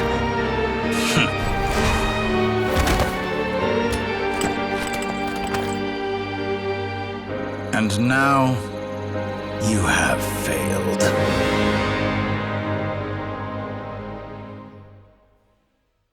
Sandrone! Now you see how fragile mechanical contraptions are. Just a gentle tap, and they fall to pieces. However keen of an inventor Sandrone may have been, her death spells the end of the formula that was running inside her body. Of course, I have to commend her for making it this far. As her colleague, I have to admire her stubborn tenacity. Now, it is time for you to take your place by my side. My count was interrupted, but the second chance I extended to you still stands. Once again, you are welcome to join me. By now, I'm sure you have gained a greater appreciation for the power and authority I wield. What is stopping you from embracing a new world of endless possibilities? Not in the mood to talk? As you wish. You seem less talkative than usual today. I'll change the topic to something more apropos. Sandrone was always like this, never trusting anyone, always so reluctant to share her research with them. Objectively speaking, she had her strengths. It is remarkable how she extracted and even optimized the world formula from so much data. But her inability to trust was her undoing. Had she allowed someone else to monitor or run the formula for her, you might still have a chance at victory even now. But regrettably, she was a stubborn fool. As much as it pains me, she had to go. Dottore, maybe this is news to you, but people can change. Columbina surprised you when she escaped. And I think Sandrone would surprise you too. Change? You can twist the truth however you want, but I see it clear as day. You're the one who can't trust other people. Is that how you see me? By this point, what can you hope to do about it?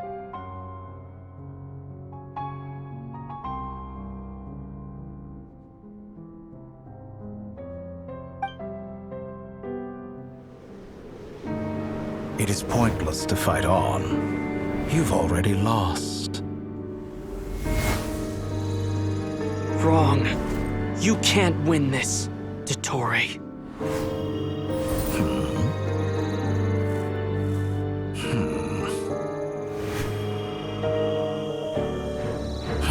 What?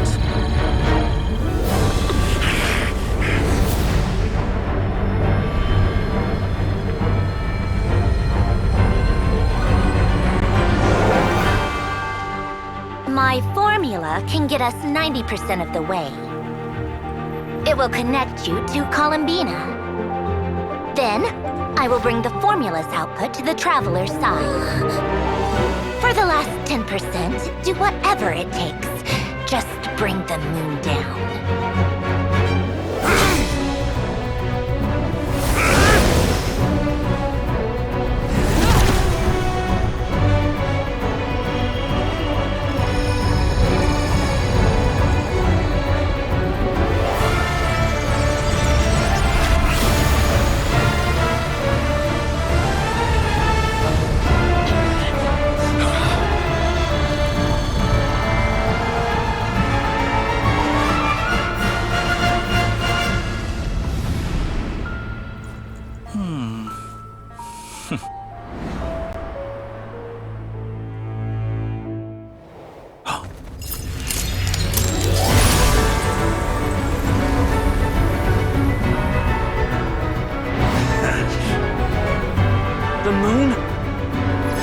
never be yours!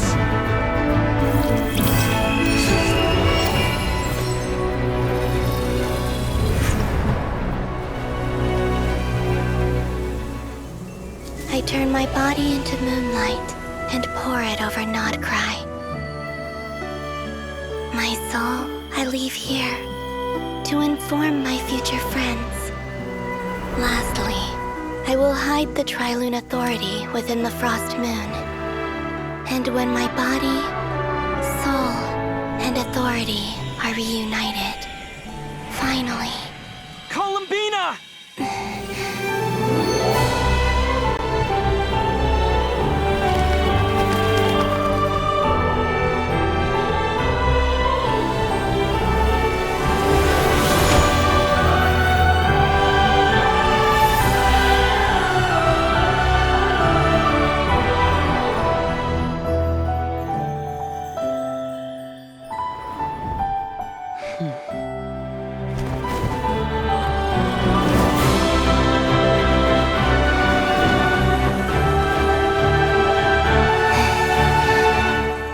It's been too long.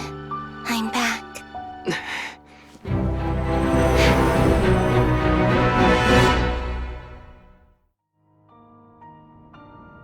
Stay focused on the battle, Traveler. What a touching reunion. Though I personally find myself repulsed by the sight of weaklings huddled together for war.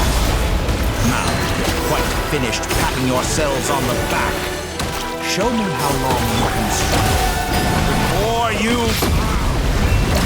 Watch out, Columbina! He can manipulate space itself! I know. Wait for the right moment. We'll strike together. Moon's remnants fall!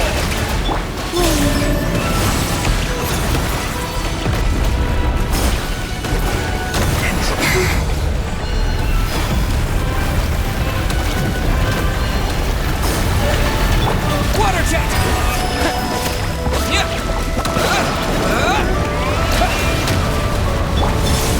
Did you honestly think that would hit me?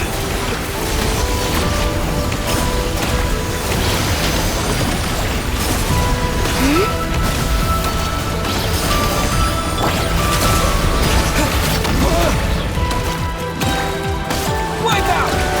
Reverse.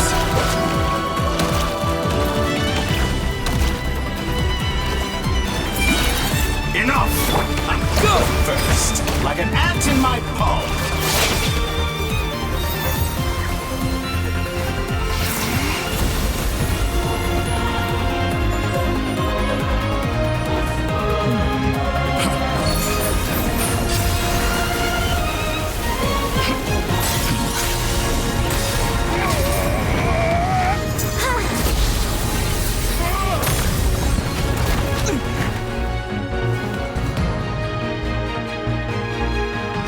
You the new moon's blessing. The new moon shines upon you. I am growing weary of your... It's over, Dottore!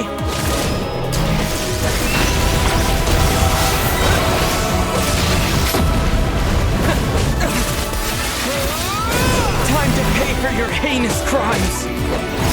No longer must the world cower in the cold night.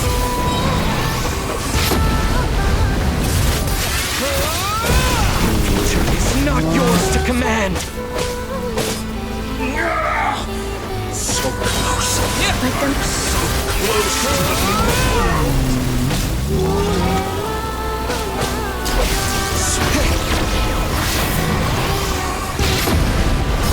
Everlasting.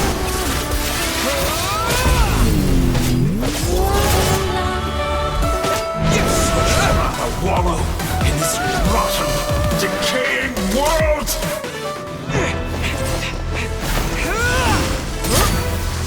Willfully blind.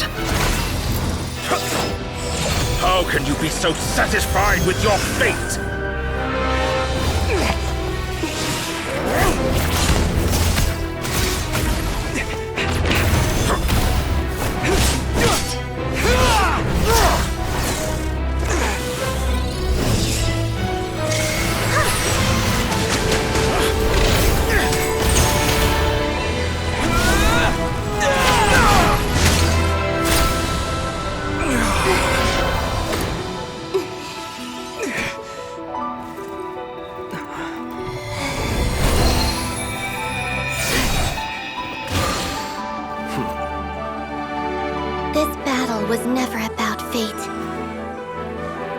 It's about friends, family, and the home you stole from them. So dull. Only the weak rely on each other for comfort. You shall see. Once I transcend fate, you will be nothing but fodder for my grand experiment! That will never happen.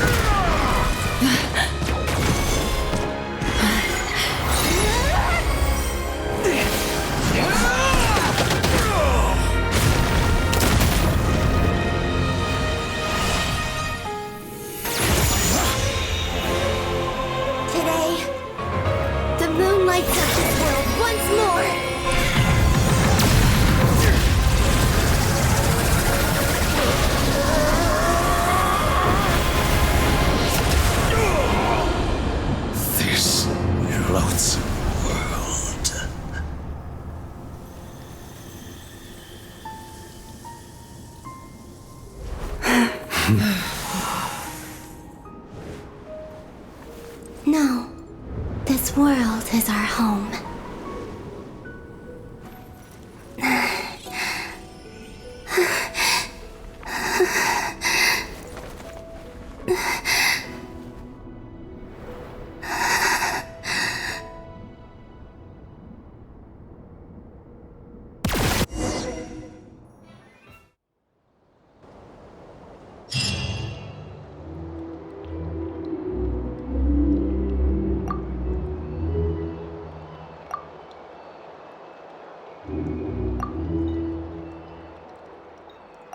No, you're doing it wrong.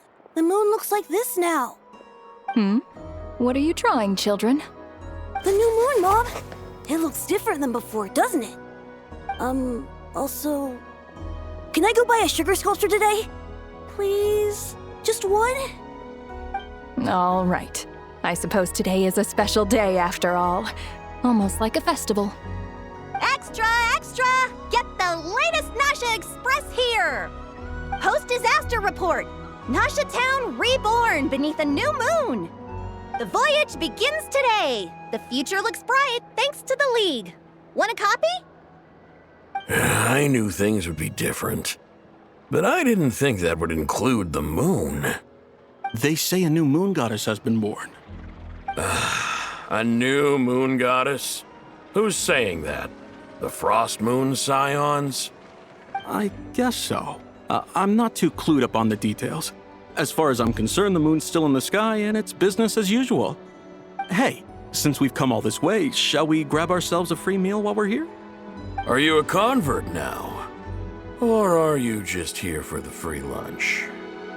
Oh, come on, what does it matter? After everything we've all just been through? That smells good. All right, that's it. I'm hungry. Time to eat. Come on! We gotta get there early, or there won't be any good spots left! Shh, keep it down. This is a residential area. What if people are still sleeping?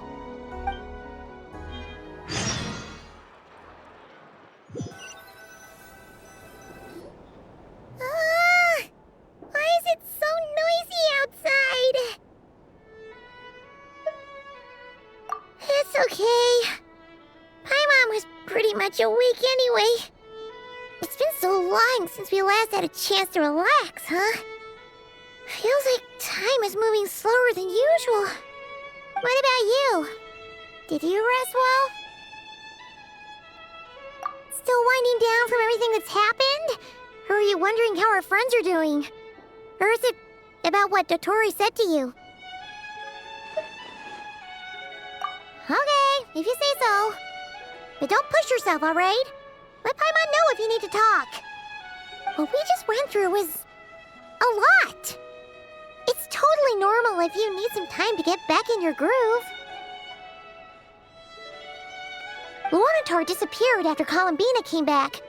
Apparently, she was part of Columbina's soul or something. Still, Paimon kind of misses Luanatar somehow. But anyway, you did great. So did Paimon. We all worked our butts off to contain this disaster, and in the end, we made it. So, chin up, Traveler. You should be proud of yourself. Hey, don't poke fun. You should be glad that Paimon's growing as a person.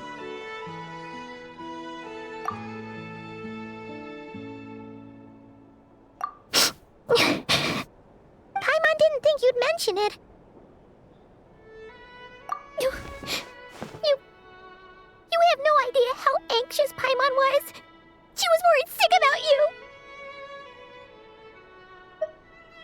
Well, if you really want to show Paimon you're sorry, you're gonna need to make it up to her. You better be ready to splash out on a lavish meal.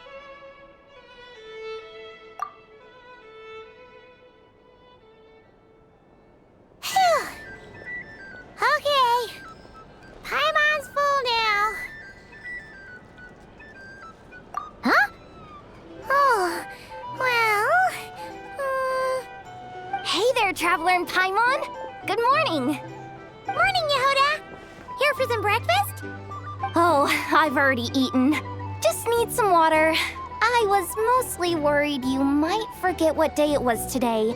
So, I came over to remind you. Careful there, Paimon. Too much food will make you drowsy. Don't let anyone catch you hiding at the back and nodding off during the League meeting. You should probably be saying that to Aino. She's the baby of the group, if anyone. True.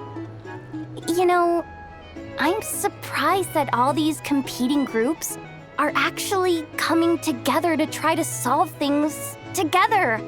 Definitely a first for Nod-Krai. Well, nothing like a region-wide calamity to bring people together. After that, surely even the most self-interested people have to realize that going it alone isn't worth the risk, right? Try telling Boss Neff that. She's not exactly convinced that people are gonna get with the program. Really? But if she's so pessimistic about it, why'd she agree to be the Curatorium's representative in the League? Probably 'cause even though unity sounds like a pretty far-fetched idea, the benefits it would bring make it worth a shot. I think things will work out, though. I swear, Nod-Krai feels like one big family now with everything that's happened. More than it used to, anyway. Paimon's with you on that one. And it seems like plenty of other people agree, too. Just listen to the bustling streets. All right. Everyone's been rebuilding these last 2 weeks, and the evacuees have been coming back in droves. Life's slowly returning back to normal. Which means my workload's probably gonna shoot back up. Were you about to head out? There's still some time before the ceremony begins, you know. Yeah, we were gonna take a stroll around the square and say hi to some friends first. Sounds good. See you later then.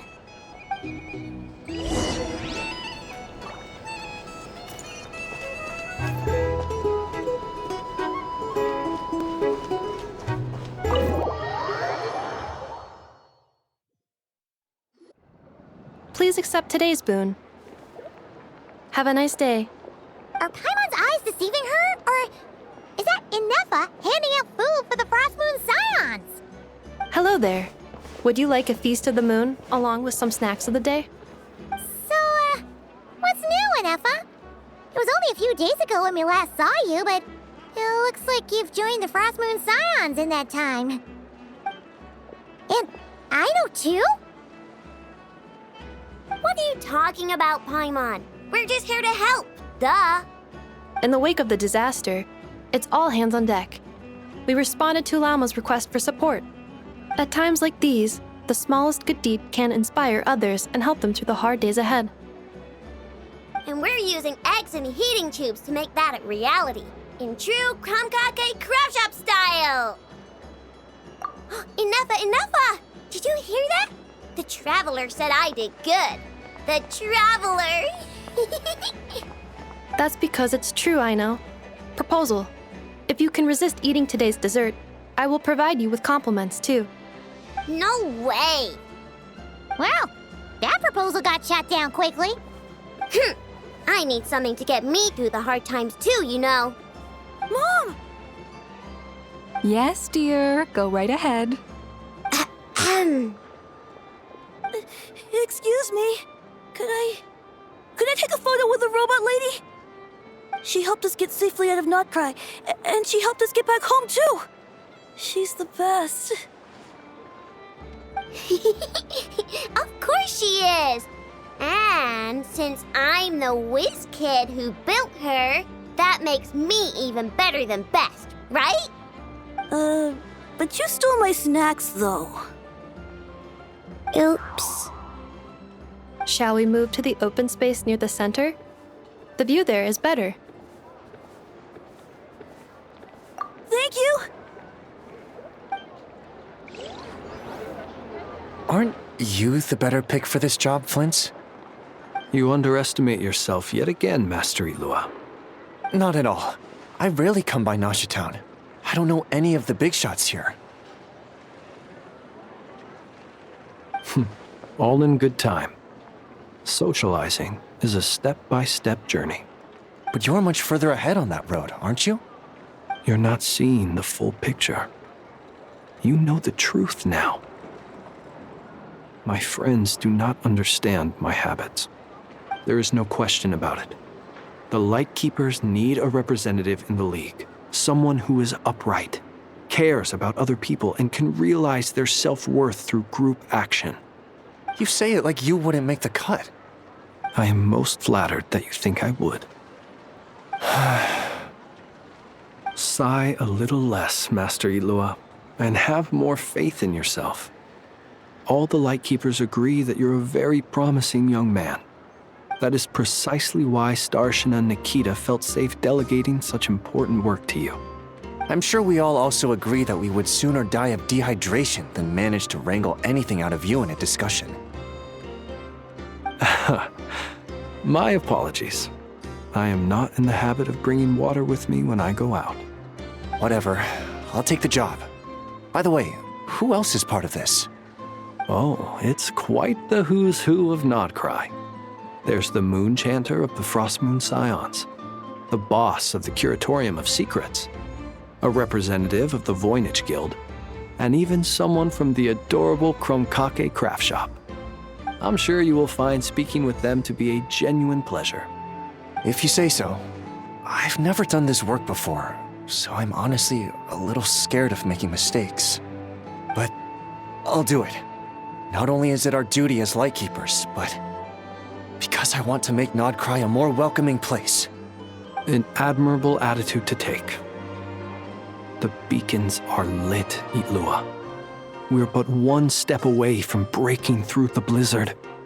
We have the chance to band together and build our shared homeland into an Elysium. This is unprecedented for Nod-Krai. An opportunity not to be missed. Yeah. You're right. I'll do my best.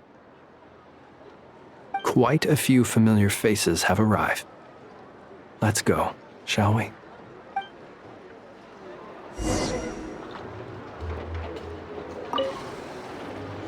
You look so cool when you fly, Miss Robot, and when you use your spear, too! And even though you took my snacks, it's pretty cool that you can build stuff like this. You've got so many inventions. It's amazing! Also... Micah, we need to go now. 1 second! Please take this Feast of the Moon, as well as some snacks.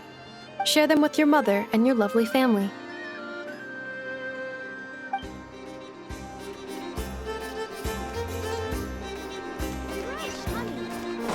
Try and stop me!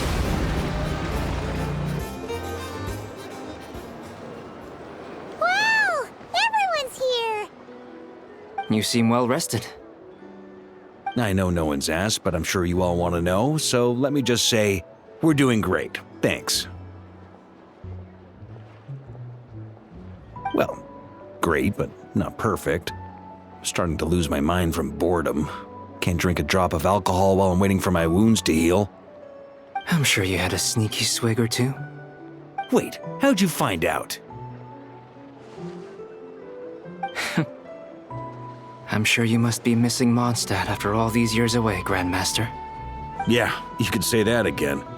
Every time I get news from Mondstadt, it makes me want to go back and see the place for myself. Honestly, once things are wrapped up here, I think it'll be time to head back home. Hey, looks like someone's taking the stage. Can everyone see okay? Anyone need a boost? I'll just listen from the back. It's fine. You're taking this pretty seriously, huh, Durin? Well, it's not every day that I get the chance to see how people speak in official settings. Soak it up like a sponge. I'll make sure you get a chance to practice for yourself later down the line. Actually, I know just the thing. You can debrief the Knights of Favonius for me. Mr. Varka, are you forgetting that I'm not a Knight of Favonius? I can knight you. Any particular title you'd like? Is he joking? I really can't tell. You'll have to figure this one out for yourself. It'll be a good learning experience. It is my honor to host the opening ceremony for the League, and to have this opportunity to speak to you all in my capacity as Voynich Guild representative. Could this person also have been pushed onto the big stage by the real big shots? Guess I'm not the only one then. We come here today, having weathered the trials and hardships of yesterday, and having learned from them the importance of unity and cooperation. All right, here we go. Uh-oh, looks like Aino's off in Dreamland already. Wait, Boss is looking kinda drowsy too. What's up with her? Come on, get this speech over with already. Nod-Krai is our home, the land we rely on for survival. And as we chart a course for the future, may we persevere through the storms ahead as we sail towards a new era of prosperity, freedom, and hope.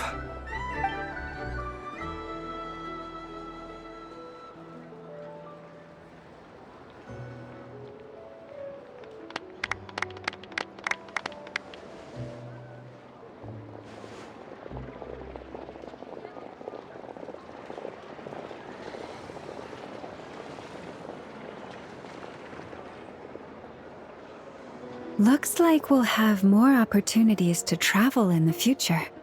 I'm sure you'll cope, Lady Moonchanter, given how fleet of foot you are. Unfortunately, I suspect I'll be too busy at the Curatorium to act as your host. We have a busy schedule, not to mention an international network of contacts to manage. It'll be all right. I'll just check your schedule with Yehoda well in advance. And if she's not available, I can simply ask Ashru. So giving my employees extra workload isn't enough for you? You're really going to drag my cat into this too? I thought you'd approve.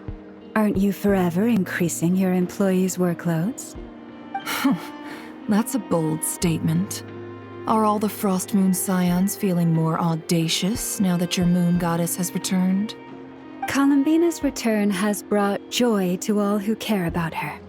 That includes both you and me. As for the Frost Moon Scions, we are learning how to thrive independently, without relying on the moon goddess. It is up to us to make our home a more livable place. Joining the League is one of the steps we are trying towards that end. I like the word try. It's nice and non-committal. You can opt out at any time and still say you tried.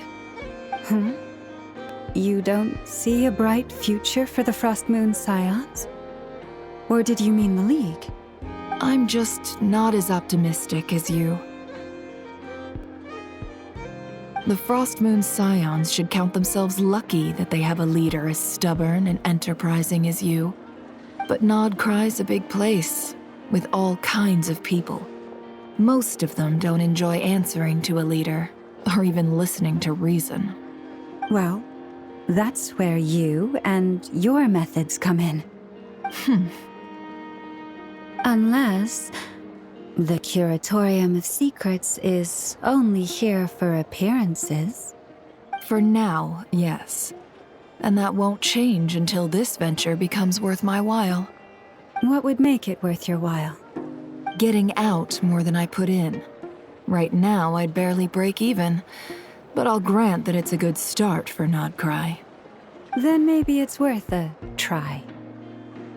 All right, you can stop now. Or do I have to join the Frost Moon Scions before you'll get off my back? You'd be very welcome to join us. Hey, you two! Congrats on all your hard work! What are you chatting about? Nefer was trying to dissuade me from adding to her employees' workload. Also, she's considering joining the Frost Moon Scions. Sorry, what? Your conversations are always the most interesting. Would you two care to join me for some tea before heading to your next destination?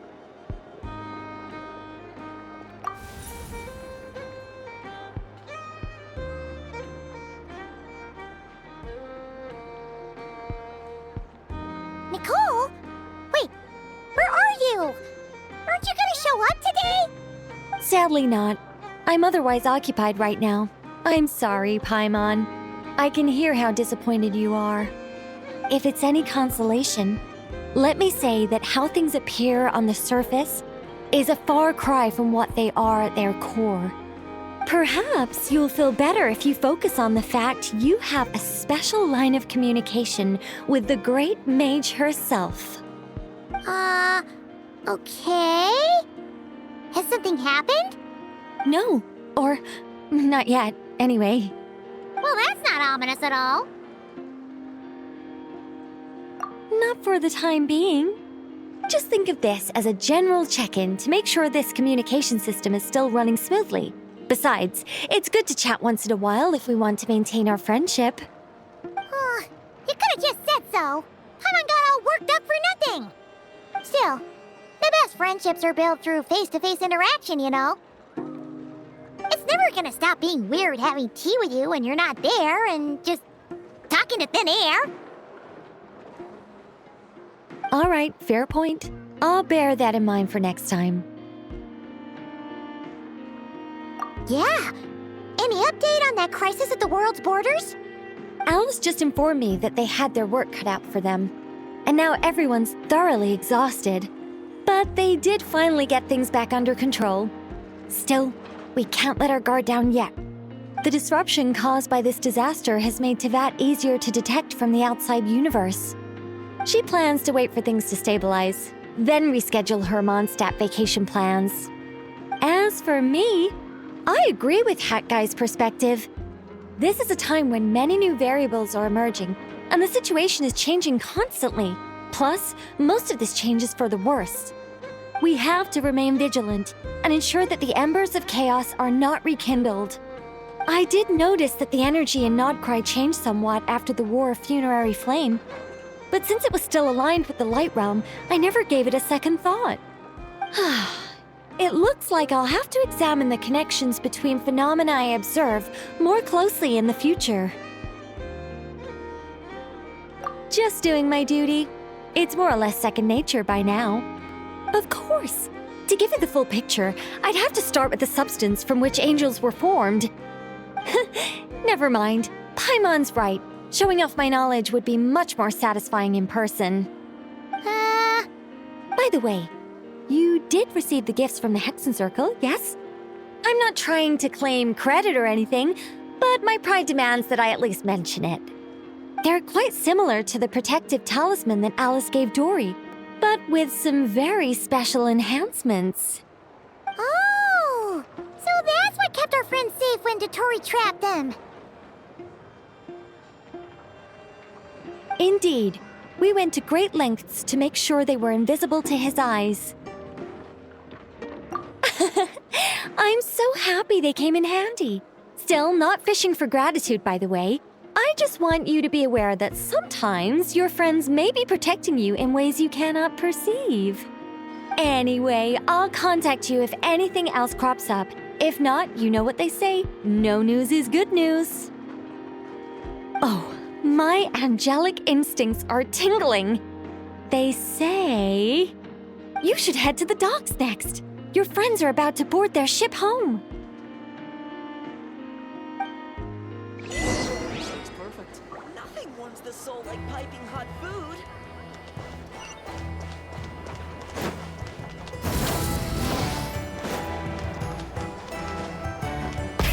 Rev the engines!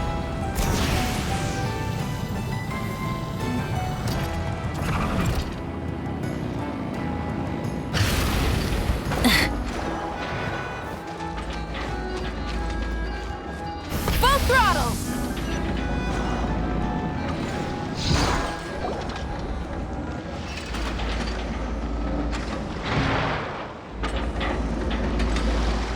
You're here.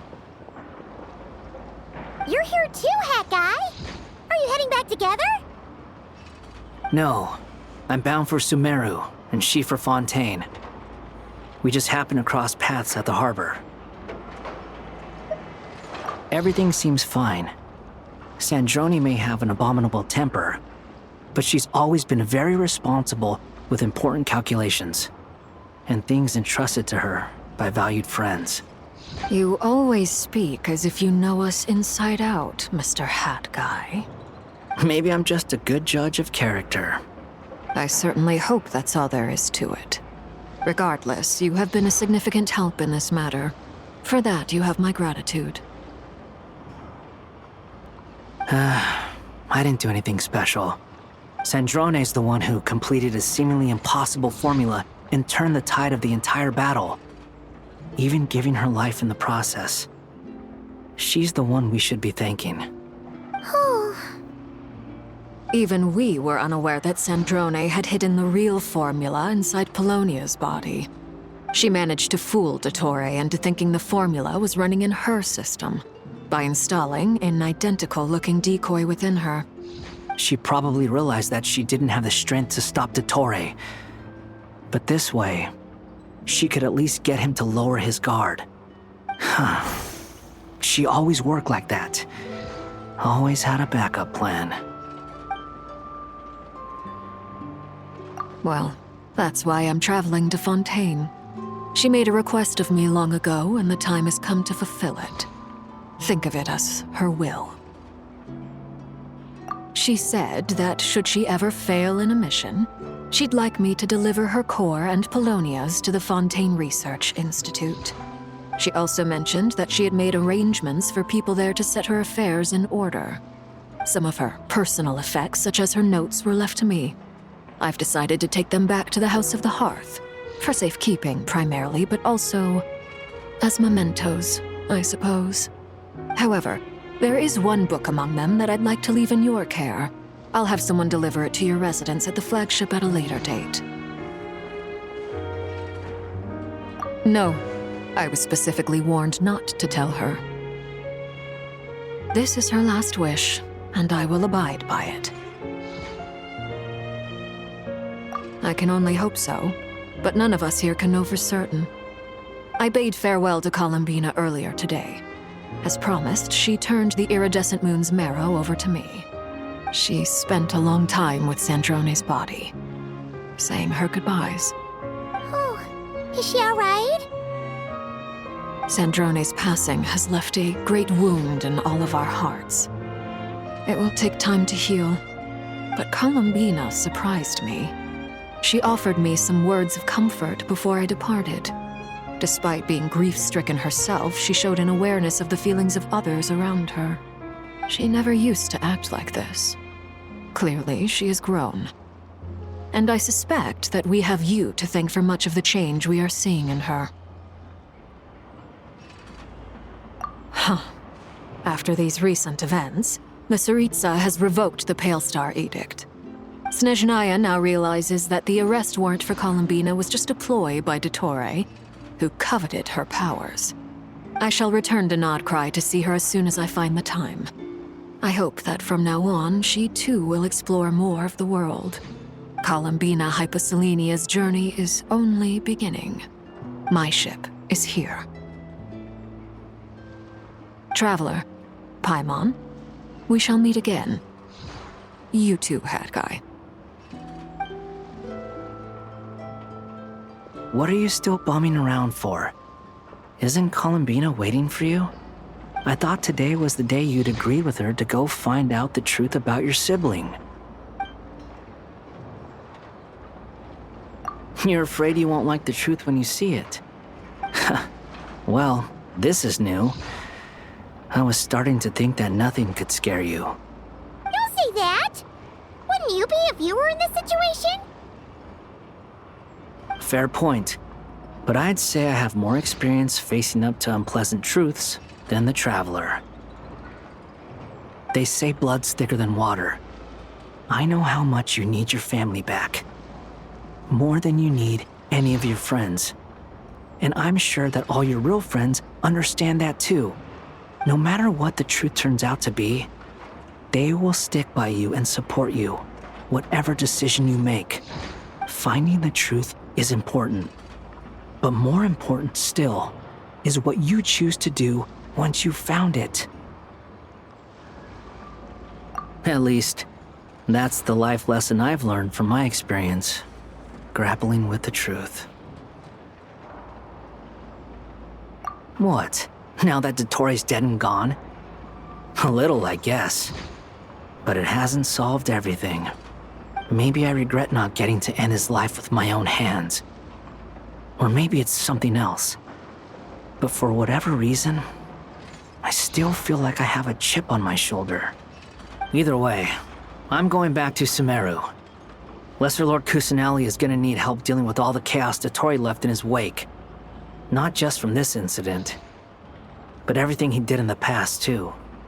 You should continue with your journey, as you've always done. Who knows?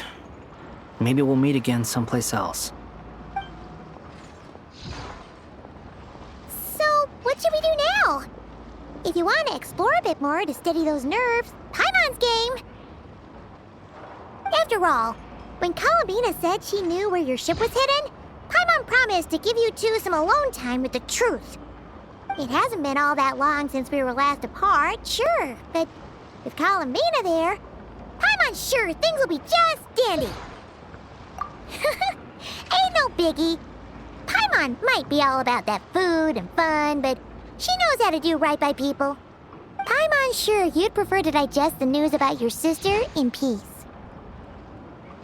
But, no matter what you see, just know you can share it with Paimon. Of course, as long as it's not super private. If you can't make sense of something, let's give it some thought together. And even if we both can't figure it out, Paimon can at least treat you to a nice meal. Glad to hear it. Feel better now? Alrighty. Next up, time to meet with Columbina.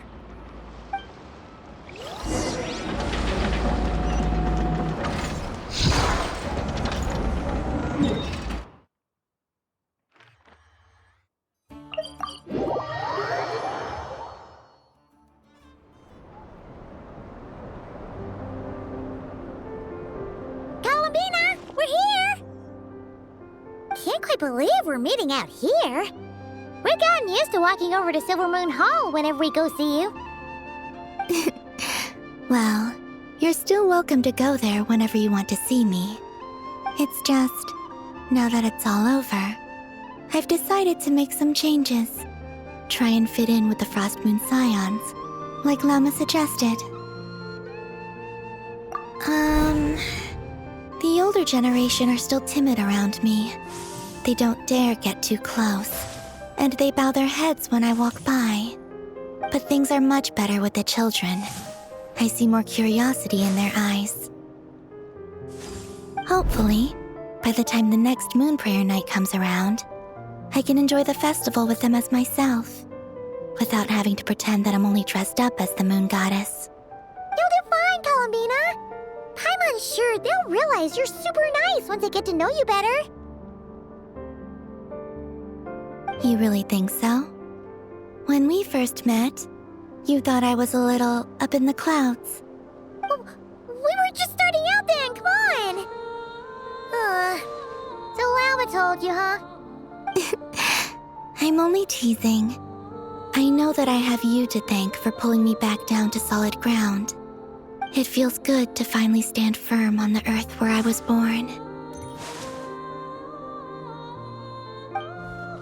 Oh, that's great!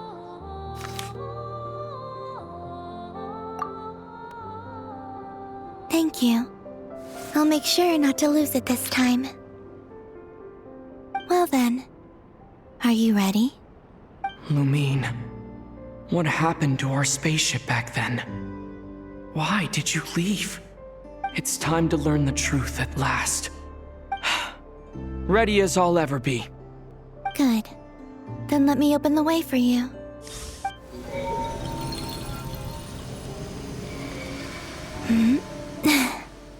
Where does this lead? To our shared destination. Huh? Do you remember me telling you about my missing prologue back when we just met? I said that my story began on the moon. But while I was inside the moon's reflection, I realized that my prologue was really hidden in the future. I just had yet to discover it at that point. The story of the time before I was born was in fact the story of my distant future. It's truly fascinating. But when I obtained the Trilunar Authority and returned to our present reality, I sensed something I hadn't expected. Your prologue. So you mean... Yes, your spaceship. All this time, it has been hidden on the frost moon, which lay beyond the sky. The great ruler of the firmament. The heavenly principles. Wait, them? Why would they do that? I don't know.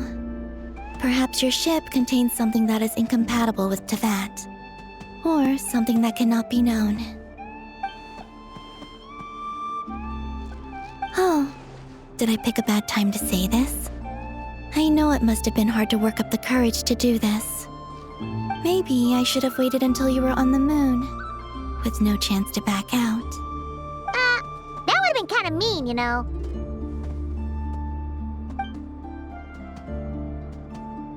Take me there. Oh?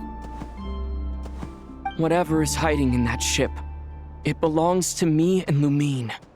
Those memories belong to us. No one else has the right to decide whether I should or shouldn't know about it. Not even the heavenly principles. Very well. Then let's go. You two take care, alright? And don't forget to come back soon! Rest assured, Paimon. We will. Traveler, after you. Thinking about the story that we'll find hidden on the moon? Yes, and hoping that it has a happy ending. Stories like that don't exist, you know? You don't believe in happy endings? I don't believe in endings.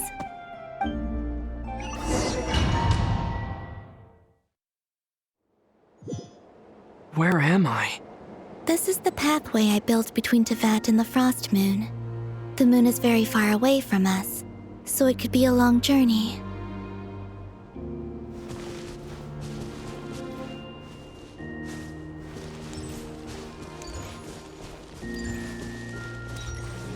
After I obtained the Trilunar Authority, I unwittingly saw past events from many of my friends' lives.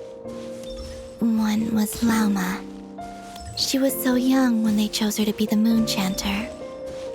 From then on, the Frost Moon Scions looked to her to bring messages from their goddess. But, for better or worse, I had left Hisi Island before she was ever born. It was not until much, much later that she met me. I think it's for the best. Because of the way things turned out, you had the opportunity to become friends. You're right. In that sense, I think we were both very lucky.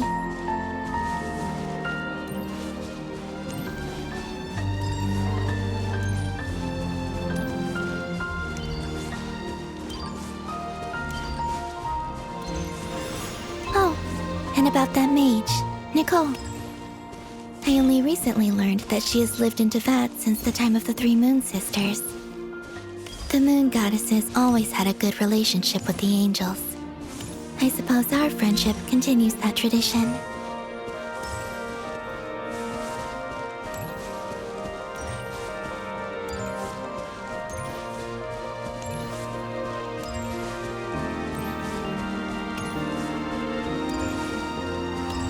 And then there's Sandrone. I never knew that much about her, beyond the fact that she was created by someone called the Lord Artificer. She, too, suffered for a long time before joining the Fatui.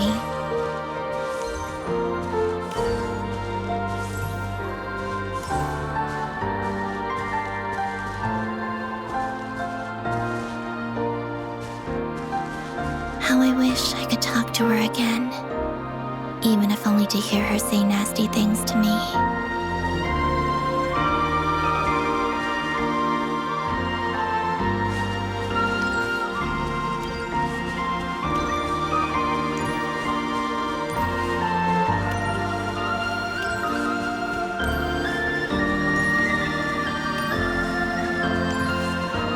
Also, I saw your sibling's story.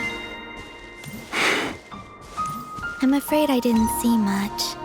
It seems that she rarely came to the surface, where the moonlight shines. But I did notice that back when you first set out on your journey, she would often appear nearby, gazing at you from afar with a guilty look in her eyes. Lumine. Let us speak no more of the past. I probably shouldn't reveal so much about my friends. It's not my place. Let the moonlight carry us forth.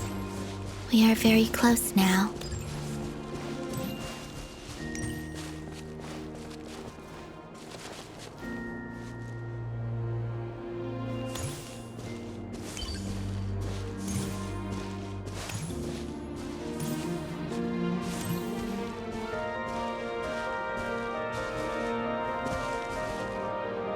After this, I'd like to bring some Kuhenki to the moon as well. If they're willing, of course. What about your other friends? Will you bring them to visit too? Certainly. But I'll need to tidy the place up first. This home hasn't received any guests in a long, long time.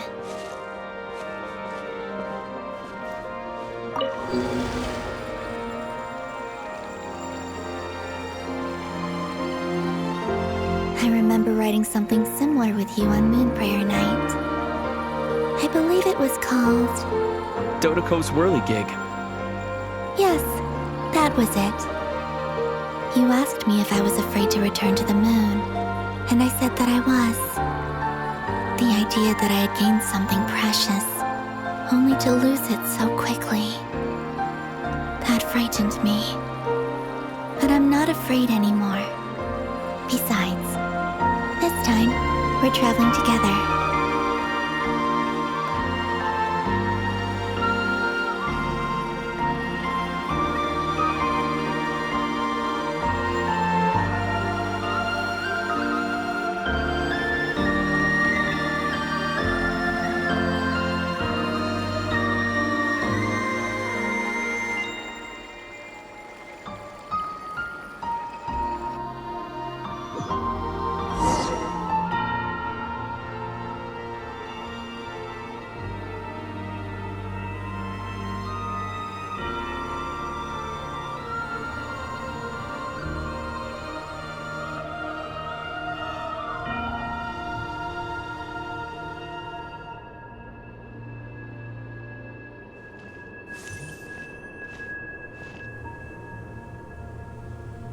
We're here.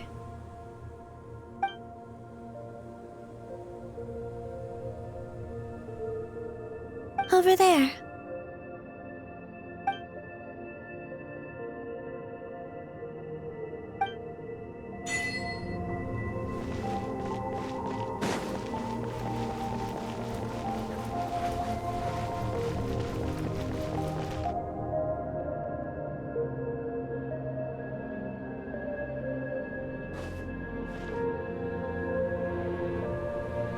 Our spaceship. It's huge. I suppose that the moon is the only place one could hide it. It'll be alright. Huh? The way you feel in this moment, I went through it too, on Moon Prayer Night. The door was right in front of me, but I struggled to find the courage to step through. Solitude for me once meant living a life in which even I was absent. Before I met you, that was the only life I knew. But that night, solitude meant throwing away the life I had gained after meeting all of you. Columbina. Go. Retrieve the part of your life that was once lost. Trust me, you will lose nothing by doing so. Look, Teyvat is right there. All of our friends are down there, waiting for us. You're right. Thanks, Columbina.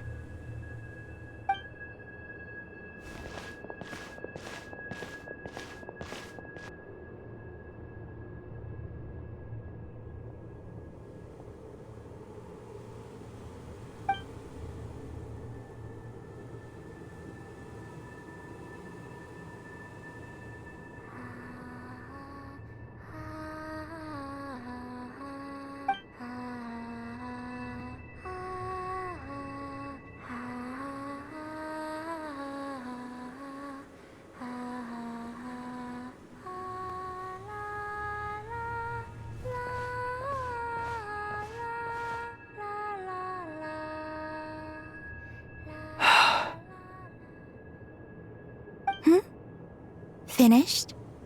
Yeah. Why did you take your eye mask off? Well, since my return, I've decided to take more opportunities to see the world with my own eyes.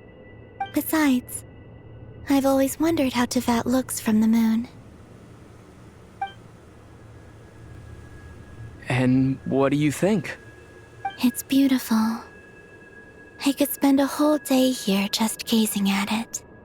What about you? What do you think of the truth you found? I haven't looked at another person's expression in a long time, but I think yours is saying it was neither good nor bad. Keep this up, and it won't be long before you give Nephra a run for her money. Oh, I don't think that's going to happen. I'm much more used to sensing what's going on around me with Kuvaki. I think I'll save my eyes for seeing special moments I really want to remember. I read the spaceship's flight logs. I always assumed that this was my first time in Teyvat. I thought that Lumine and I must have been hibernating in space for centuries on end. But the logs show that our spaceship flew over the skies of Teyvat once before. A long, long time ago. Flew over? So you didn't land? No, the ship barely came to a stop before flying on again. After that, it continued traveling through space for a long time. Some of the data is corrupted, but I suspect that it kept flying for thousands of years. It was only after that that the ship made a forced landing in Nod-Krai. When Lumine found me, she came from outside the ship. Could this mean that she left the ship long before I did?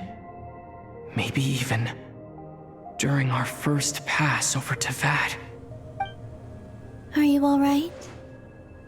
Yes, I can feel that the truth is coming together, one small piece at a time. I remember Lumine telling me that when she first arrived in Conria, She could not recall the past. So this might be something that even she doesn't know. Here, I made some space for you. Your mind must be racing, and this seems like the perfect place to relax and clear your head.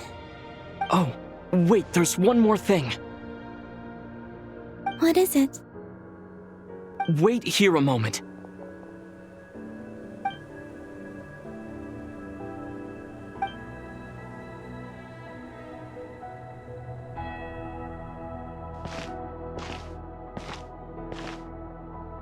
Hey, Columbina.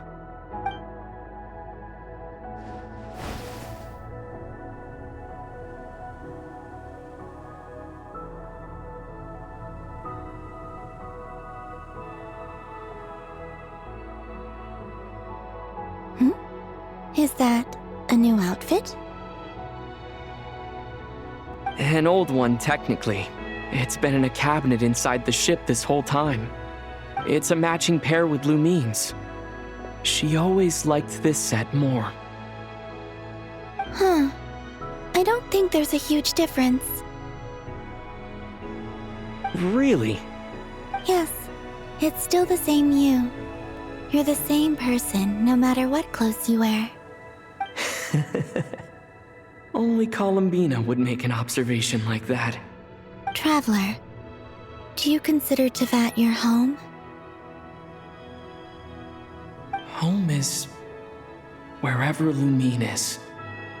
But then after all the time I've spent here, and everything I've been through, yes, I'd say it's my home.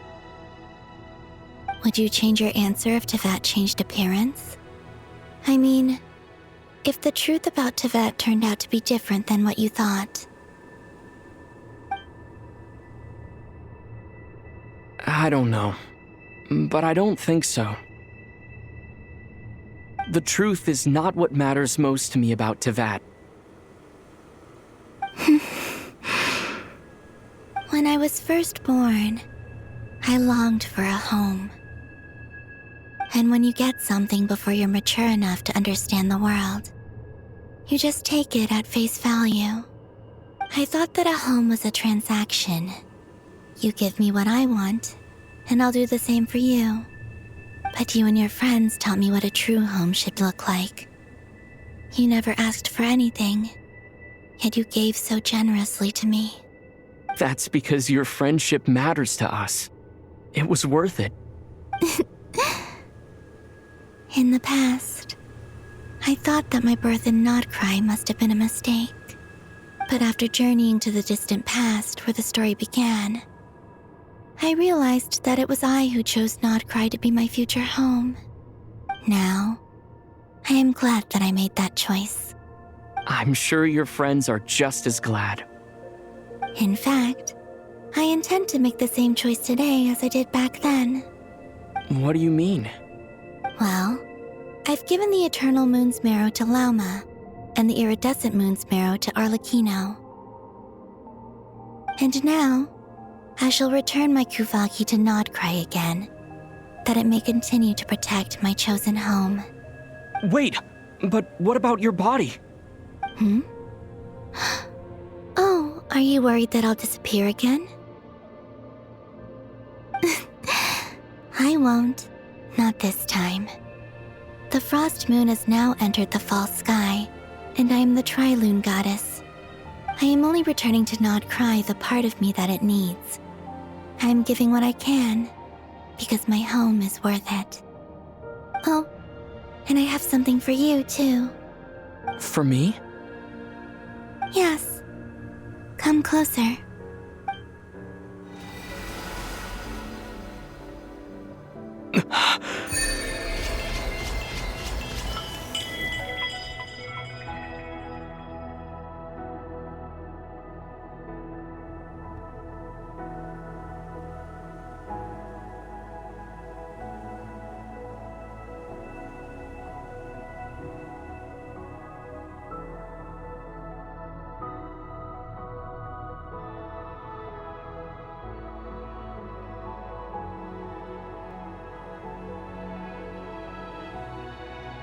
What was that? I lifted some of the restrictions this world placed on you. I trust this will help in your future adventures. My power, it feels like it's grown. I can use the elements more freely now. Thank you. This will be a great help. You're welcome. I see you as family, and after everything you've done for me, In fact, no. It's not because I owe you. It's because you're worth it. Here, this flower is for you.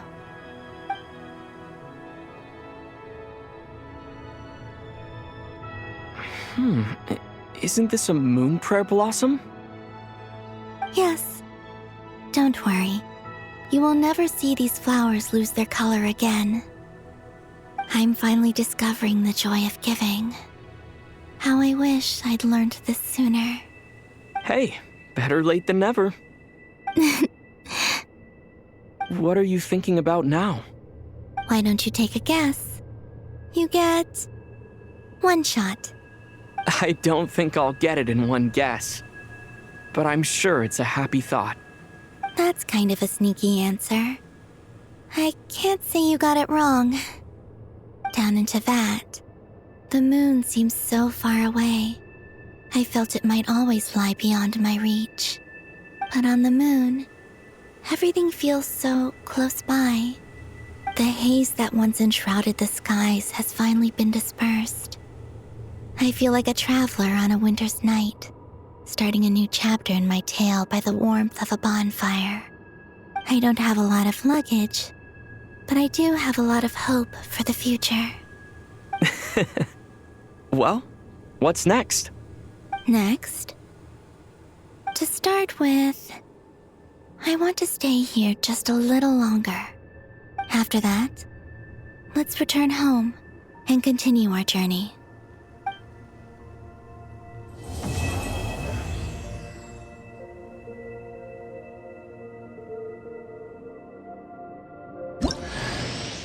These clothes bring back so many memories.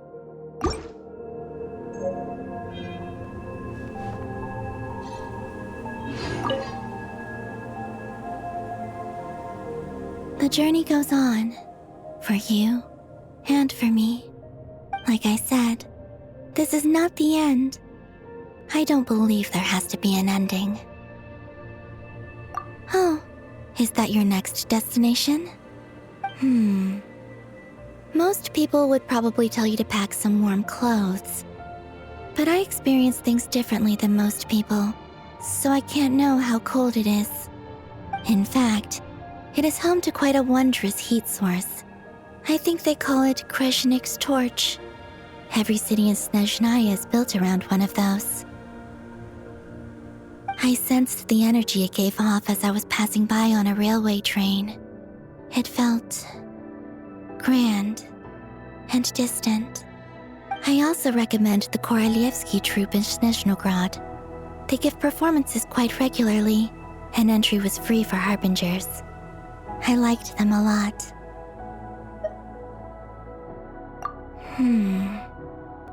Ice cold and sharp. Crystal clear in some ways, yet profoundly unfathomable in others.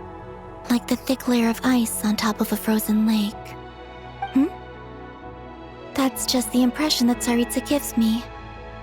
I was never able to glimpse what truly lies beneath that icy exterior. In fact, I don't think the people of Snezhnaya even know what kind of power their god wields. Maybe that's because the Tsaritsa herself has never acknowledged, nor accepted that power. There's Regrator, the Rooster, and the Jester.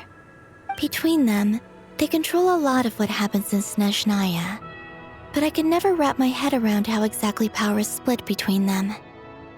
I just know they are each responsible for many specific domains. I noticed that the Rooster and Regrator often appear to get along on the surface, while working against each other in secret, and theirs is not a friendly rivalry. But I wasn't particularly interested, so I tended to keep my distance. Now that I think about it, The term Mistelton often seemed to come up in connection with Project Stuja. Once things settle down in Nod-Krai, I'd like to explore the world beyond Snezhnaya. You've told me so many stories about the other places you've been to, and all the friends you've made there. I'm curious to visit those nations and see them for myself. It would also help me learn more about the journey that has made you into the person you are today. Okay. As you continue on your journey, don't forget to gaze up at the moon once in a while. It is, after all, no longer an illusion. It shall cast down its true moonlight, connecting us in truth.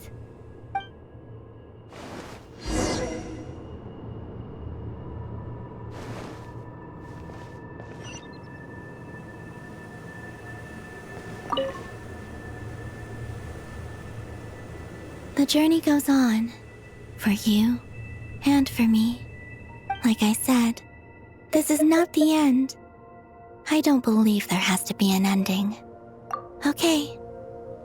As you continue on your journey, don't forget to gaze up at the moon once in a while.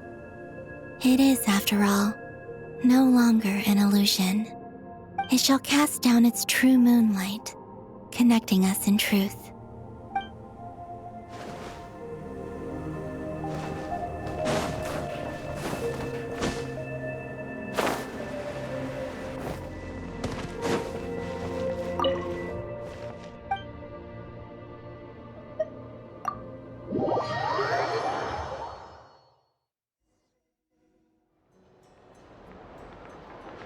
To Jean, acting Grand Master of the Knights of Favonius. This preamble is such a pain to write. It's probably high time we got rid of this acting business. I trust that Dern has updated you all on recent events. Hope we didn't worry you too much. The good news is, we managed to come together and put a stop to the Doctor's evil schemes. With that, I think it's safe to say that Nod-Krai is finally out of the woods. As for the Fatui, not counting the Damselette, aka the Moon Goddess, who has left their organization, we found ourselves allied in this instance with both the Knave and Marionette. May she rest in peace. As ever, we find ourselves better off for making friends rather than enemies. But until we can ascertain the Tsaritsa's true intentions, the future remains uncertain. In a short while... Wait... How am I meant to surprise everyone if I tell them in the letter that I'm heading home? Well, that would be a huge waste. Okay, got it. I will begin sending the expeditionary team back home in waves. I'm sure they'll be able to answer any questions you still have. I hope they won't gloss over the details of my many heroic deeds. But if they do, I'm sure it'll be because they're just too exhausted from the long journey. I think of Mondstadt daily. Please give everyone my best regards. P.S. The honorary knight went above and beyond this time. Are there any other honors we can give him? I'll leave it with you. P.P.S. Please be extra nice to Klee for the foreseeable future. I cashed in on the last favor that the Hexen Circle owed us, so we need to earn some more goodwill. If there's any serious problems, feel free to stick me in solitary confinement when I get back. I'll do the time for her. Whew. And that, as they say, is all she wrote. End of an era. And with the moon shining down brighter than ever, I think everyone is going to sleep well tonight.